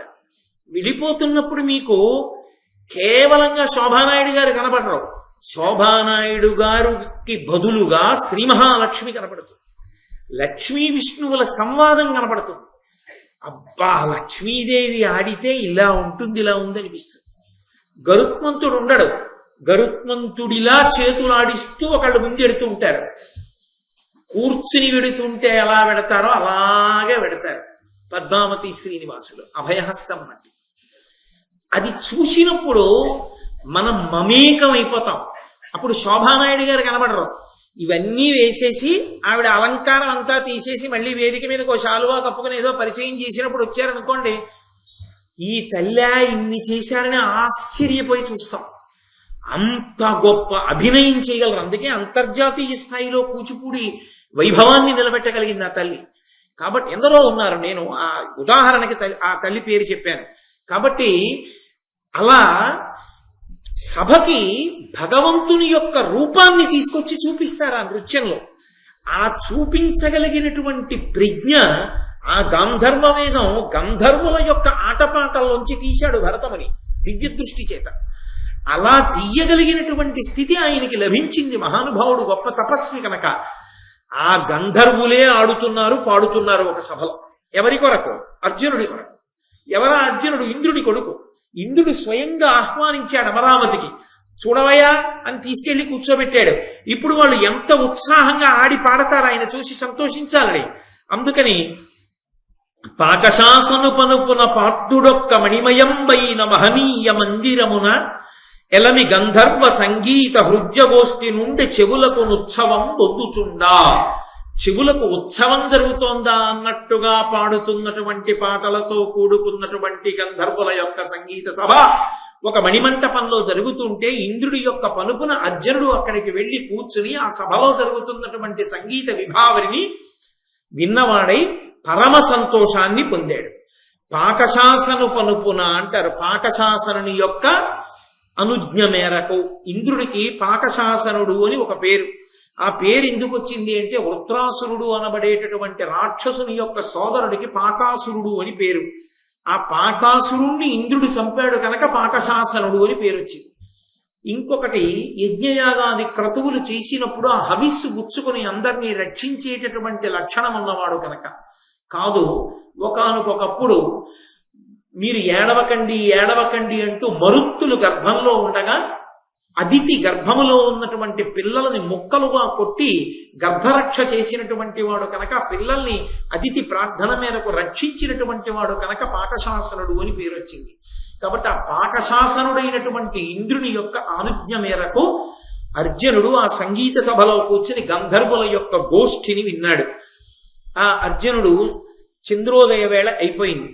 తన చెయ్యవలసినటువంటి నిత్యకృత్యాలు పూర్తి చేసుకున్నవాడై విశ్రాంతి తీసుకోవడానికి ఒక అద్భుతమైనటువంటి శయనాగారాన్ని ప్రవేశించి హంసతూలికా తల్పం మీద పడుకుని ఉన్నాడు. ఆయన ఇంకా నిద్రపోలేదు. పడుకుని ఉన్నటువంటి సమయంలో దేవవేశ్య అయినటువంటి ఊర్వశి, ఆ ఊర్వశి మహాచమత్కారం. ఎందుచేత అంటే ఊర్వశి అంటే కేవలం ఒక దేవవేశ్య అని మీరు భావన చెయ్యకూడదు. ఊర్వశి యథార్థమునకు అద్వైత సిద్ధాంతమునకు ప్రాణప్రదమైనటువంటి ఆనందహేతువైన స్థానాన్ని చెప్తుంది. ఆ శ్రీ మహావిష్ణువు ఋషిస్వరూపంగా తపస్సు చేసుకుంటున్నటువంటి సమయంలో ఆయన్ని మోహపెట్టడానికి ఇంద్రుడు ఎందరో కాంతల్ని పంపించాడు. ఆ కాంతలు వచ్చారు, అకారణంగా వసంత ఋతువు వచ్చింది, కోయిల కూస్తోంది, బహిర్ముఖులై అందులో అందరూ సంతోషాన్ని వెతుక్కుంటారు. కానీ శ్రీ మహావిష్ణువు కళ్ళు విప్పి చూసి ఆ నృత్యం చేస్తున్నటువంటి అప్సరోగణం మీద మనసు పోనివాడై తన తొడని చరిచారు. చరిస్తే తొడలోంచి ఒక అందగత్తె బయటికి వచ్చింది, ఊరువులలోంచి బయటికి వచ్చింది కాబట్టి ఊర్వశి. ఎక్కడుంది అసలు ఆనందం అంతా? ఆమె అందం ముందు మిగిలిన వాళ్ళ అందం ఎందుకు సరిపోలేదు, వాళ్ళు సిగ్గుపడి వెళ్ళిపోయారు. అంటే అసలు నిజమైన ఆనందం ఎక్కడున్నది అంటే మనలో ఉన్నది, బయట లేదు అని చెప్పేటటువంటి అంతర్లీనమైన సిద్ధాంతమునకు ప్రతీక ఊర్వశి. ఊర్వశి విష్ణువు యొక్క ఊరువుల నుండి ఉద్భవించినది, మహాందగత్తె.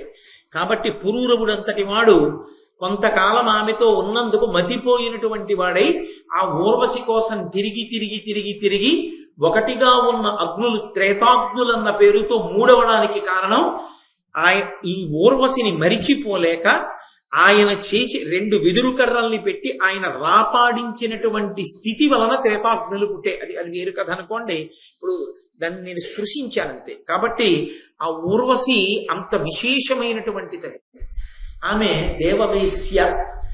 ఆమె అర్జునుడు నిద్రించవలసినటువంటి ఆ అంతఃపురం యొక్క సౌధంలో ఆయన ఉన్నటువంటి గదిలోకి ప్రవేశించింది. ప్రవేశించగానే అర్జునుడు లేచి నిలబడ్డాడు. నిలబడి గబగబా వెళ్ళి నమస్కారం చేసి, నన్ను పుత్రస్నేహంబున మనమున మన్నించి శుభ సమగ్రుని చేయన్ చనుదించి తీవు ముదమున జనయిత్రీ ఏను కృతార్థ జన్ముడనైతిన్ అన్నాడు.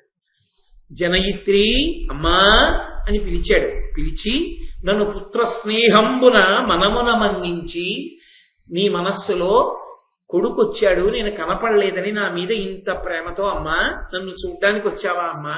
శుభ సమగ్రుని చేయన్. అమ్మ యొక్క దర్శనం చేత ఏ కొడుకైనా శుభ పరంపరలని పొందుతాడు కదా అమ్మ ఆశీర్వచనంతో. అమ్మ ఆశీర్వచనం అంటే పరబ్రహ్మము యొక్క ఆశీర్వచనం కదా. అమ్మా నన్ను అనుగ్రహించడానికి వచ్చావా అమ్మా ఇంత ప్రేమతోటి? నేను కృతార్థుడనైతిన్ అమ్మా, నేను కృతార్థ జన్ముడనైతిన్, నా జన్మయే కృతార్థత పొందిందమ్మా అన్నాడు. ఈ తల్లిని చూడడం అంత గొప్ప విశేషమా? అది కాదు. వంశకర్త యొక్క భార్య అన్నది అర్జునుడి యొక్క భావన. వంశకర్తల యందు అంత గౌరవాన్ని పొంది ఉండాలి అని. యథార్థానికి అసలు వంశవృక్షము అని ఉంటుంది. చాలా వరకు ముందు తాతల తాతల తాతల తాతల తాతలు ఆ విశేషం, వాళ్ళ గోత్ర ఋషులు, ఆ ఋషుల చరిత్ర తెలిసి ఉండాలి.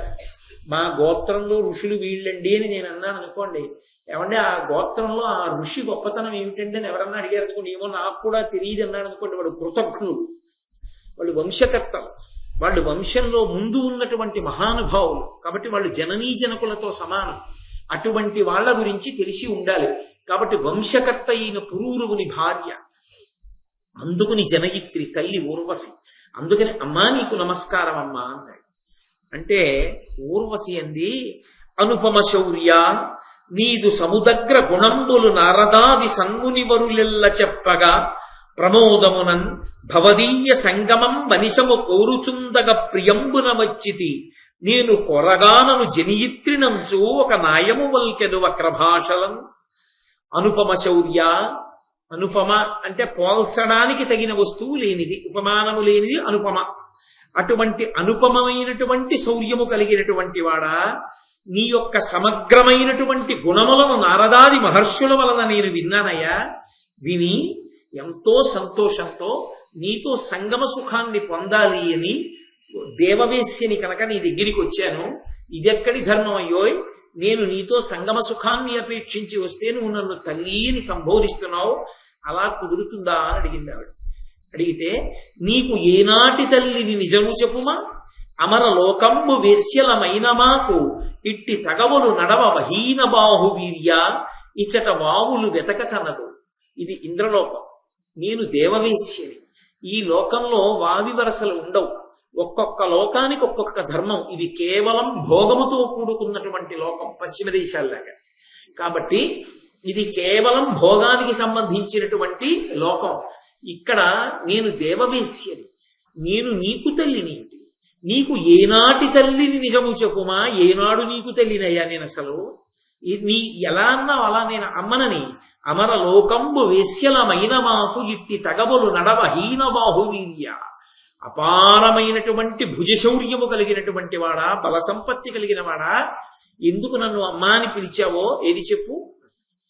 అర్జునుడు అన్నాడు, ఓహో ఇమ్మి ధర్మద్రోహోక్తులు పలుకతగుని దోసంబది కాదే. అమ్మా, నేను ధర్మం చెప్పలేదని అనుకుంటున్నావా తల్లి?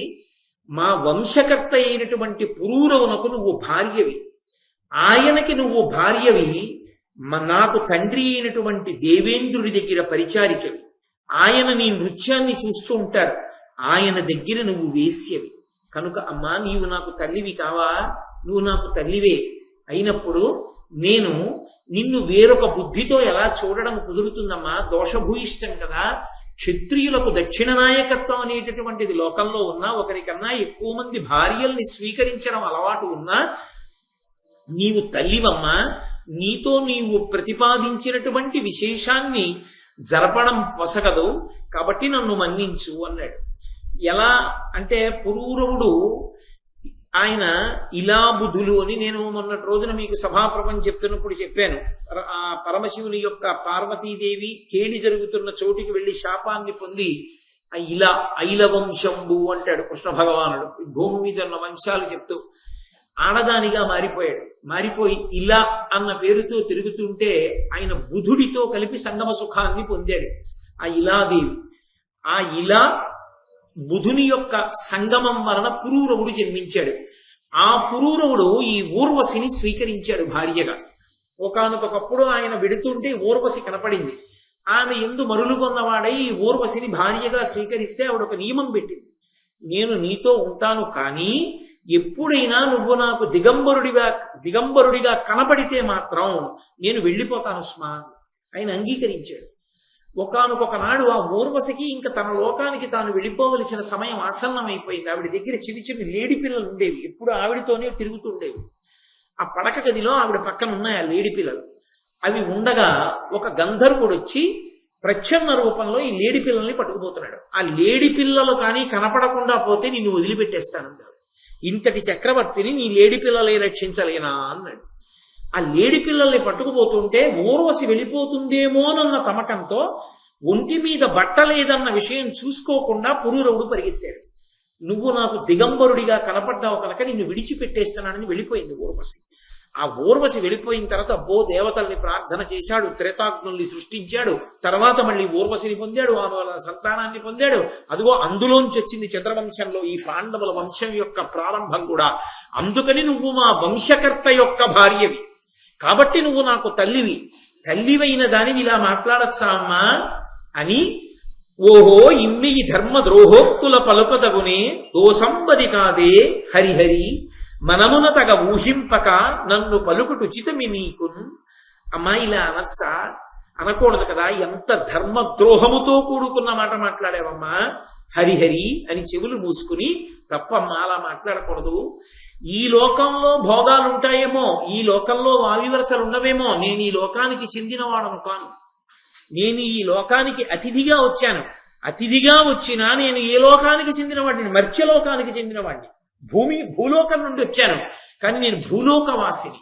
మాకు భూలోకంలో నియమము, నిష్ఠ, సదాచారము, కర్మము ఇవన్నీ ఉన్నాయి. ఉన్నప్పుడు ఆచార భ్రష్టులమై మేము జీవించకూడదమ్మా. నేను భూలోకవాసిని, నాకున్నాయి వావివరసలు, నీకు లేకపోవచ్చు, ఇంద్రలోకంలో ఉన్నావు కనుక. కాబట్టి నీవు ప్రతిపాదించిన విషయాన్ని అంగీకరించడం నాకు సాధ్యమయ్యే విషయం కాదు అన్నాడు. అంటే ఊర్వశి అంటే ఆచారకాండకు ఎంత ప్రాధాన్యతని చూపిస్తోందో భారతం మనకు అర్థం అవుతుంది. చాలా మంది ఒక మాట అంటుంటారు, ఎందుకండి మనసు స్వచ్ఛంగా ఉంటే చాలదా, ఎందుకు ఈ ఆచారాలు, ఈ మడిబట్టలు ఏమిటి, తడి బట్టలు ఏమిటి, ఎందుకు వచ్చిందంటారు. నేను మీతో ఒక మాట చెప్తాను, మనసు అంత తొందరగా నిగ్రహింపబడేది కాదు. స్నానం చేసి పూజ గదిలోకి వెళ్లే లోపల మనసు మారిపోతుంది, అది ఉద్వేగానికి లోనైపోతుంది. అలా వెళ్ళిపోతూ ఏదో ఇలా తల తిప్పి ఆ రోజు వచ్చినటువంటి న్యూస్ పేపర్లో హెడ్లైన్స్ చదివి అది మీకు ఇష్టమైంది కాకపోతే ఉద్వేగానికి వశులైపోతారు. ఉద్వేగానికి వశుడైతే ఊపిరి వేగాన్ని పుంజుకుంటుంది. ఊపిరి వేగాన్ని పుంజుకుంటే మనసు వేగంగా కదిలిపోతుంది. కదిలిపోతే ఇక ఉపచారం నడవదు, భగవంతుని యందు నిలబడదు. అందుకే మళ్ళీ ఔపచారిక స్నానం చేస్తారు. ఆపోయిష్టామయో భవస్థాన ఉజ్జీ విధాతన అంటూ మళ్ళీ నీళ్లు చల్లుకుని స్నానం చేస్తారు. అథవా పవిత్రో వా సర్వావస్థ అంగతోపి వా యస్మరేత్ పుండరీకాక్షం సబాహ్యాభ్యంతర శుచి పుండరీకాక్ష అంటూ మళ్ళీ నీళ్లు చల్లుకుని కూర్చుంటారు. ఎందుకని అంటే మనసుని నిలబెట్టడానికి. ఇక్కడ మనస్సుని నిలబెట్టడానికి సాధనంగా ఆచారం గ్రహింపబడింది. ఎందుకని అంటే మీరు ఏ పవిత్ర కార్యం మీద కూర్చుని ఉన్నారు అనేటటువంటి దాన్ని మీకు జ్ఞాపకం చేస్తూ ఉంటుంది ఆచారకాండ. ఆచారకాండ లేదనుకోండి, మనసు మీరు ఎందులో ఉన్నారన్న దాన్ని గుర్తు పెట్టుకోకుండా విశృంఖలంగా తిరుగుతుంది. అసలు అలా ఉంటేనే తిరుగుతుంది. ఇక ఆచారకాండ పాటించకపోతే అసలు నిలబడదు. మీరు ఏదో మడిబట్ట కట్టుకుని విభూతి పెట్టుకుని ఓ బొట్టు పెట్టుకుని ఓ రుద్రాక్ష తావళం వేసుకుని ఉత్తరీయం ఒక్కటే వేసుకుని ఓ పీట మీద కూర్చుని ఉన్నారనుకోండి, మీకు జ్ఞాపకం వస్తుంటుంది, నేను ఈశ్వరారాధన చేస్తున్నాను, నాకు ఇప్పుడు ఏమిటి ఎక్కర్లేని ఆలోచనలు ఏమిటని కనీసం ఓసారి లెంపలేసుకుని బలవంతంగా భగవంతుడి దగ్గర మనసు పెట్టే ప్రయత్నం చేస్తారు. అసలు ఇటువంటి ఏర్పాటు ఏమీ చేయదనుకోండి, ఇక మనసు ఎలా నిలబడుతుంది? అందుకే ఆచారకాండ దేని కొరకు అంటే మనసుని తీసుకొచ్చి భగవంతుని యందు నిలబెట్టడానికి. ఆ స్థాయిని పొందకుండా ఆచారం ఎందుకని మాట్లాడడం అర్థరహితమైన విషయం. అది జ్ఞాపకం ఉండాలనే, పవిత్రంగా విధి నిర్వహణ చెయ్యాలనే ఆచారానికి వశులవుతారు. కొన్ని ఉంటాయి, కొన్ని కర్తవ్యముల యందు తప్పకుండా తను ఎంత క్లేశపడుతున్నా తాను మాత్రం ఆ డ్యూటీలో అలాగే ఉండవలసిందే. మీరు చూడండి, రేపు రోహిణీ కార్తె వస్తుంది. ఈ చెవిలో గాట్పు ఈ చెవిలో కొడుతూ ఉంటుంది. హెల్మెట్ పెట్టుకుంటారు పోలీసులు, అది వేడిక్కిపోయి ఈ చుట్టూ కూడా మంట పెట్టేస్తూ ఉంటుంది. ఆ టోపీ తీయడానికి ఉండదు. ఇంతలా తోలుతో కూడుకున్నటువంటి బూటు వేసుకుంటారు. కాకి రంగు బట్టలు, దుక్కగా ఉన్న బట్టలు వేసుకుని ఇంతలా బెల్ట్ పెట్టుకుని దాని మీద ఏవేవో పెట్టుకుని ఓ టోపీ పెట్టుకుని ఉక్కపోయడానికి బాగా చెమటపడ పైన హెల్మెట్ ఏదో పెట్టుకుని మండు టెండలో 4 వీధుల కూడలలో నిలబడి ఆ వాహనాల యొక్క పొగ అవి వెడుతున్నప్పుడు ఘర్షణకి ఎంత వేడి పుడుతుందో, ఒక్క 2 నిమిషాలు ఆగడానికి మనకి బద్ధకం. అక్కడ ఓవర్ బ్రిడ్జి దిగుతూ ఎక్కడ దాని చుట్టూ తిరిగి వెళ్లాలో అక్కడ తిరగడానికి బద్ధకం. దిగిలా వెళ్ళిపోయేవాడు, ఆ పక్క నుంచి వెళ్ళిపోయాడు, ఈ పక్క నుంచి వెళ్ళిపోయేవాడు. ఒక్క ఫర్లాంగ్ దూరం వెళ్ళడానికి క్రమశిక్షణతో ఉండడానికి ఇష్టం లేని వాళ్ళని, సెల్ ఫోన్ ఇలా పెట్టుకుని మాట్లాడుతూ వెహికల్స్ డ్రైవ్ చేసే వాళ్ళని, ఒక్కడు 4 వీధుల కూడలలో నిలబడి వాళ్ళ క్షేమం కోసం తాను వెళ్ళి ఏ పక్కనో కూర్చుని చల్లగాను పక్కన ఏ ఏటీఎం కౌంటర్ ఉంటే ఇందులో నేను కాసేపు కూర్చుంటానంటే ఏం కాదంటారంటే పోలీస్ కానిస్టేబుల్ ఏసీలో కూర్చోవచ్చు, కానీ తను అక్కడ కూర్చుంటే ఏ ప్రమాదం జరుగుతుందోనని 10 మంది సంక్షేమం కోసం అంత ఎండలో వడగాడ్పు కొడుతుందని అందరూ వెళ్ళిపోతుంటే, అంత రోహిణీ కార్తిలో ఒక పోలీస్ కానిస్టేబుల్ నిలబడుతున్నాడంటే అతనికి తన విధి పట్ల దీక్షతో అలా నిలబడడానికి కావలసినటువంటి ఆ భావన బాగా నిలబడిపోవడానికి, అంకిత భావం ఏర్పడడానికి ఆ కాకి బట్టలు వేసి నిలబెడతారు. ఆ బట్ట ఆచారకాండ. నీకు భగవదారాధన యందు ఆచారకాండని నిరసిస్తే నువ్వు ఇతరమైనటువంటి వాటిల్లో ఆచారకాండని ఎందుకు అంగీకరించగలుగుతున్నావు? ఏం అక్కడ పనికొచ్చిన ఆచారకాండ ఈశ్వరానుగ్రహానికి చేసేటటువంటి ఆ సాధన యందు ఎందుకు తప్పైంది? సరిగ్గా అర్థం చేసుకుంటే ఏది ఎందుకు పెట్టారో తెలుస్తుంది. మెట్ట వేదాంతంతో మాట్లాడాలని 10 మందిని పాడు చెయ్యాలనుకున్నవాడు ఏమైనా మాట్లాడచ్చు. ఈ దేశంలో ఏది మాట్లాడడానికి ఏది రాయడానికి అభ్యంతరాలు లేవు కనుక.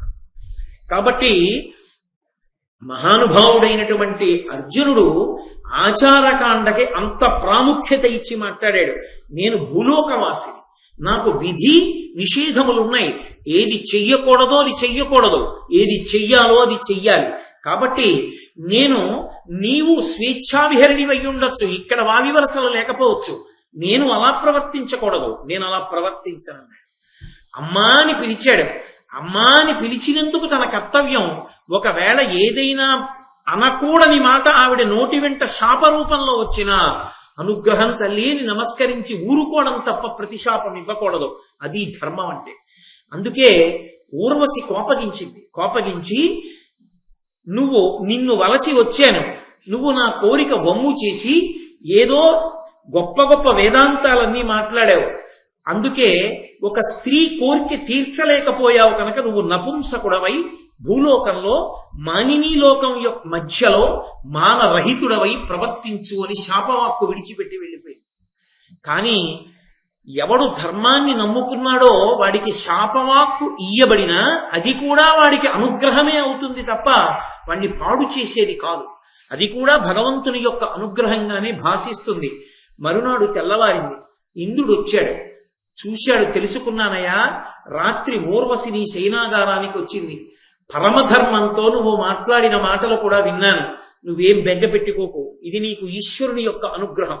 భూలోకంలో 12 ఏళ్లు అరణ్యవాసం చేసిన తరువాత అజ్ఞాతవాసం చెయ్యాలిగా 1 సంవత్సరం. ఇంత తేజోమూర్తివైన నువ్వు ఏ వేషం కట్టి ఎక్కడ దాక్కుంటే లోకానికి తెలియకుండా ఉంటావు. ఇప్పుడు ఊర్వశి ఇచ్చినటువంటి శాపమే నీకు అనుగ్రహం అవుతుంది. ఆ అనుగ్రహమైనటువంటి కారణం చేత నువ్వు ఎక్కడ నువ్వు అజ్ఞాతవాసం చేస్తావో అక్కడ అంతఃపురంలో మానవుల మధ్య స్త్రీల మధ్య నృత్యాన్ని నేర్పుతూ కేవలం ఒక నృత్యం చెప్పేటటువంటి అధ్యాపకుడిగా ఇంత శౌర్యాన్ని పక్కన పెట్టి బ్రతుకుతావు. దానివల్ల నీ అజ్ఞాతవాసం క్షేమంగా గడిచిపోతుంది. కాబట్టి నీకు ఈ పేడితనం వచ్చింది, దానితో పాటుగా 10 మందికి సంగీతం చెప్పి నృత్యం నేర్పగలిగిన శక్తి కూడా నువ్వు పొందితే అర్జున, అజ్ఞాతవాసం పూర్తి చేయడానికి అది సాధనంగా ఉంటుంది. కాబట్టి ఈ అరణ్యవాస కాలాన్ని దానికి అనువుగా మీరు ఉపయోగించుకోండి. ఎలాగో 12 ఏళ్ళు నువ్వు అంతఃపురంలో ఉండక్కర్లేదు, యుద్ధాలు చేయక్కర్లేదు, పరిపాలన చెయ్యక్కర్లేదు, ఈ కాలాన్ని సద్వినియోగం చేసుకోండి అన్నాడు. అని వజ్రాస్త్రమాదిగా వరదుడై వివిధ దివ్యాస్త్రములు పార్థున కమరనిచ్చి తత్ప్రయోగంబులు తద్రహస్యంబులు తన్నివర్తనములు దడయ కపుడ దయనుపదేశించి దారుణాహములంద విజేయ వీర్యుండవము పేర్మినని మహాసౌహార్ధుడై చిత్రసేనుడన్ గంధర్వ పతితోడ గారవమున వజ్రధరుడు గీత వాద్య నృత్యంబులు గరప పంచబార్తు గడగి ఇట్టు అమరనాథునొద్దన అర్జనుండుండా ఏ నేడులరిగే ఇట మహీతలమున. ఆ ఇంద్రుడు నీకు నేను వజ్రాయుధాన్ని ప్రయోగించడం, ఉపసంహారం చేయడం మొదలైనటువంటి మంత్రములతో నీకు దీన్నంతటినీ అనుగ్రహిస్తున్నానని ఆ వజ్రాయుధాన్ని ఇచ్చాడు. ఇచ్చి భయంకరమైనటువంటి యుద్ధములలో కూడా నీవు శత్రువుల్ని పరిమార్చి విజేతవై నిలబడదువుగాక అని ఆశీర్వదించి చిత్రసేనుడనేటటువంటి గంధర్వపతిని పిలిచి, నువ్వు మా అబ్బాయికి అర్జునుడికి కొన్నాళ్ల పాటు నృత్యము సంగీతము నేర్పించవయ్యా, ఆ 2 నేర్చుకుంటే మా వాడికి అజ్ఞాతవాస కాలంలో ఉపయోగపడుతుందని అర్జునుడిని పరమ ప్రేమతో ఆ ఇంద్రసేనుడి దగ్గర ఆ విద్యను నేర్చుకోమని పంపించాడు. అందుకే దీన్ని ఆరణ్య పర్వము అని పిలుస్తారు. ఆరణ్య పర్వము అని పిలవడానికి కారణం ఏమంటే, వేదములన్నిటినీ కూడా 3 భాగములుగా మాట్లాడతారు పెద్దలు. సంహిత, బ్రాహ్మణము, ఆరణ్యకము అని పిలుస్తారు. ఇందులో సంహిత అంటే సంకలనమైనది అని గుర్తు. ఒక వేదంలో ఉండేటటువంటి మంత్రాలు చెల్లాచెదరుగా అటు ఇటు పడి ఉన్న వాటినన్నింటినీ తీసుకొచ్చి సంకలనం చేసి దేన్ని ఎక్కడ దేని తర్వాత చదవాలో ఏర్పాటు చేసి కూర్పు చేసి పెట్టినటువంటి విధి విధానములకు దాన్ని సంహితాభాగము అని పిలుస్తారు. ఈ సంహితాభాగాన్ని వేదంలో మళ్ళీ తీసుకొచ్చి బ్రాహ్మణాలుగా మారుస్తారు. బ్రాహ్మణాలుగా మార్చడము అంటే ఒక్కొక్కరికి ఒక్కొక్క కోరిక ఉంటుంది. ఒకడు సంతానాన్ని పొందాలనుకుంటాడు, ఒకడు యుక్తమైనటువంటి యువతిని వివాహం చేసుకోవాలనుకుంటాడు, లేక ఒక ఆడపిల్లకి మంచి వరుడు కావాలని కోరుకుంటుంది, కొంతమందికి ఐశ్వర్యం కావాలని కోరుకుంటుంది, కొంతమందికి ఇల్లు కట్టుకోవాలని కోరుకుంటుంది. ఏ కోరిక కలిగినప్పుడు ఏ దేవతని ఎలా ఉపాసన చెయ్యాలో, హోమం ఎలా చెయ్యాలో, అందులోకి హవిస్సు ఎలా ఇవ్వాలో, ఏ లఘుగాయత్రితోటి స్వాహాకారాన్ని కలపాలో, బ్రహ్మస్థానంలో ఉన్నటువంటి వ్యక్తి యజ్ఞ నిర్వహణ యందు ఆ హోమ ప్రక్రియ యందు ఎటువంటి జాగ్రత్త తీసుకోవలసి ఉంటుందో ఈ విధి విధానాన్నంతటినీ చెప్పి మంత్రాన్ని హోమ ప్రక్రియగా మార్చి అందులో అనుసంధానం చేసినటువంటి మంత్రముల చేత ప్రీతి పొందిన దేవతల యొక్క అనుగ్రహము చేత ఆ యజమానుల యొక్క కామ్యములను తీర్చడానికి వీలుగా సంహిత యందున్నటువంటి మంత్రభాగాన్ని ఆరాధనా ప్రక్రియగా మార్చినటువంటి విధి విధానములకు బ్రాహ్మణములని పేరు. వాటిని బ్రాహ్మణాలు అని పిలుస్తారు. మూడవది ఉంటుంది, వాటిని ఆరణ్యకములు అంటారు. ఆరణ్యకములు అసలు యజ్ఞం ఎందుకు చెయ్యాలి, యాగం ఎందుకు చెయ్యాలి, హోమ ప్రక్రియ ఇలా ఎందుకుంటుంది, వేదంలో మంత్రభాగం అలా ఎందుకుంటుంది, వేదంలో ఎక్కడెక్కడ ఏ ఏ మంత్రాలు ఉంటాయి, ఈ మంత్రాల వెనక ఉండే తాత్పర్యం ఏమిటి, దీన్ని బాహ్యంలో కర్మాచరణకి ఉపయోగించినట్టుగా లోపల జ్ఞానావిర్భావము కొరకు ఎలా ఉపయోగించవచ్చు, వీటి తాత్పర్యం ఏమిటి, వీటి తాత్పర్యం ఎలా లోపల మననం చెయ్యాలి అని ప్రశాంతంగా ఏకాంతంగా ఉండడానికి అనువైనటువంటి ప్రదేశాన్ని ఎంచుకుని అక్కడ కూర్చుని వీటినన్నింటినీ కూడా పవిత్రమై తానుండి శౌచముతో ధ్యానము చేసి జ్ఞానమును పొందడానికి వీలైనటువంటి స్థితిని పొందడానికి యోగ్యమైన ప్రక్రియను అందించేటటువంటి స్థితికి ఆరణ్యకమని పేరు. దాని చేత దేవతానుగ్రహం కలుగుతుంది. ఎక్కడ కలిగింది? అరణ్యకాండ, అరణ్య పర్వము అని పేరు. వనపర్వము అని సంస్కృతంలో పిలుస్తుంటారు. అదే ఆరణ్య పర్వం అయింది. ఎందుకయింది ఆరణ్య పర్వం? అరణ్యంలో ప్రవేశించింది మొదలు గంగానది ఒడ్డుకి వెళ్ళగానే నిత్యాగ్నిహోత్రీకులైనటువంటి వారు నిరంతరము వేదపఠనం చేసేటటువంటి కొన్ని వేల మంది బ్రాహ్మణులు ధర్మరాజు గారితో అరణ్యంలోకి వస్తానన్నారు. వాళ్ళందరికీ అన్నం పెట్టడం కోసం అన్నదాత అయినటువంటి ఆదిత్యుడి యొక్క అనుగ్రహాన్ని పొంది అక్షయ పాత్రని పొంది దానితో ఇన్ని వేల మంది బ్రాహ్మణులకు అన్నం పెడుతున్నారు. నియమం ఏమిటి? బ్రహ్మచర్యాన్ని పాటిస్తూ కృష్ణాజినాన్ని కట్టుకుని కందమూలాలు తింటూ వాళ్ళు అరణ్యంలో ఉండాలి. పరమ సాత్వికమైనటువంటి ముని వృత్తిలో సాత్వికాహారం తింటూ రాజసమైనటువంటి గుణాలకి దూరంగా, అందుకే దానికి ఆరణ్యకములని పేరు. ఎక్కడో అరణ్యంలో ఏకాంత ప్రదేశంలో కూర్చుని ధ్యానం చేసి చింతన చెయ్యవలసినటువంటి విషయాల్ని పరమేశ్వరుడి అనుగ్రహంగా తమంత తాముగా వచ్చిన కొన్ని వేల మంది నిత్యాగ్నిహోత్రీకులైన బ్రాహ్మణులు వాళ్ళు ఉత్తినే కూర్చుంటారా?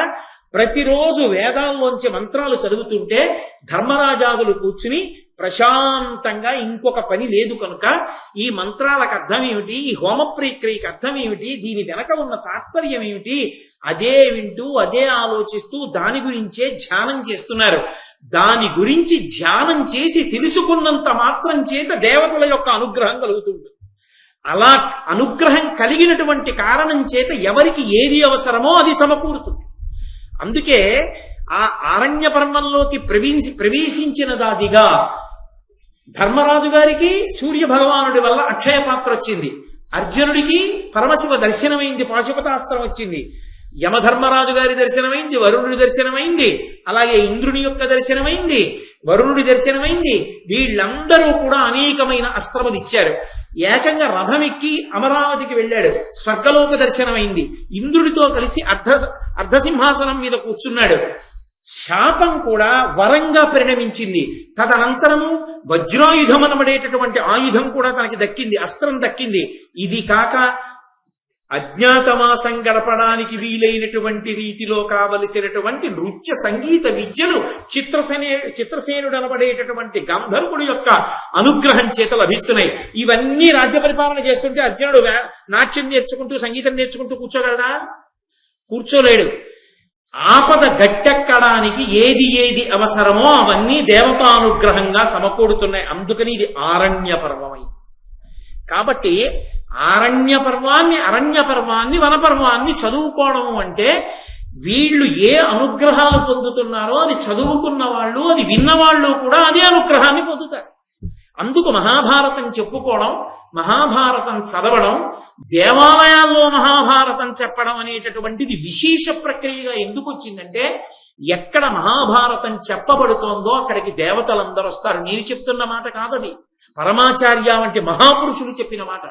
దేవతలందరూ వస్తారు. వాళ్ళందరూ ఒక విశేషమైన పని చేసి వెళ్ళిపోతారు.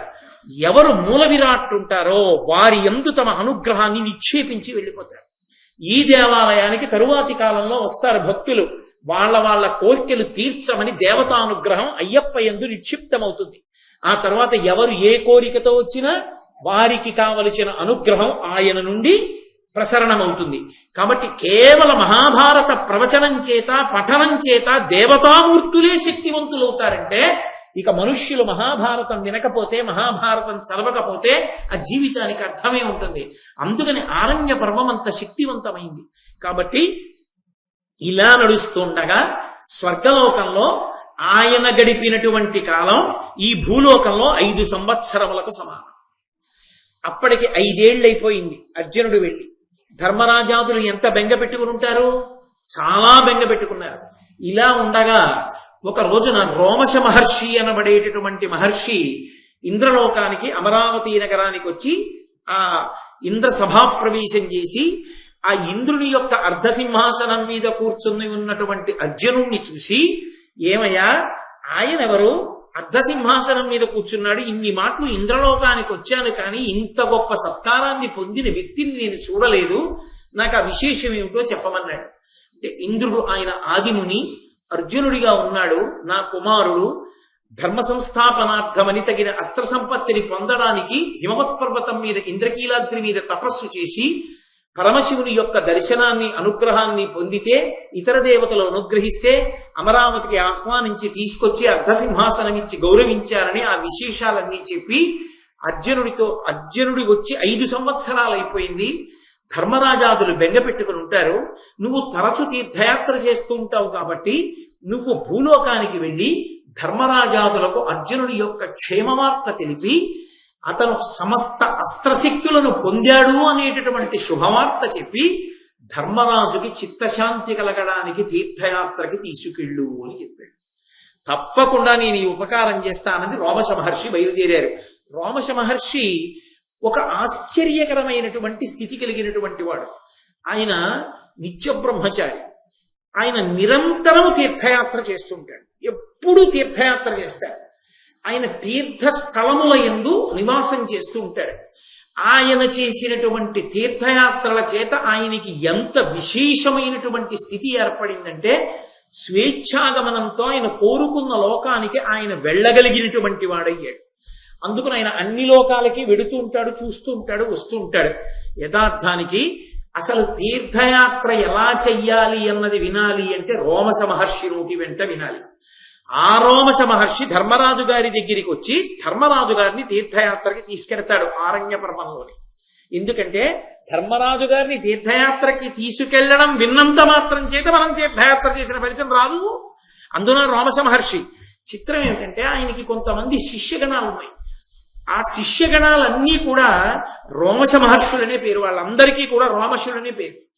ఆ రోమశులందరూ కూడా ఏ విధానాన్ని స్వీకరించారంటే తీర్థయాత్ర చేయడం.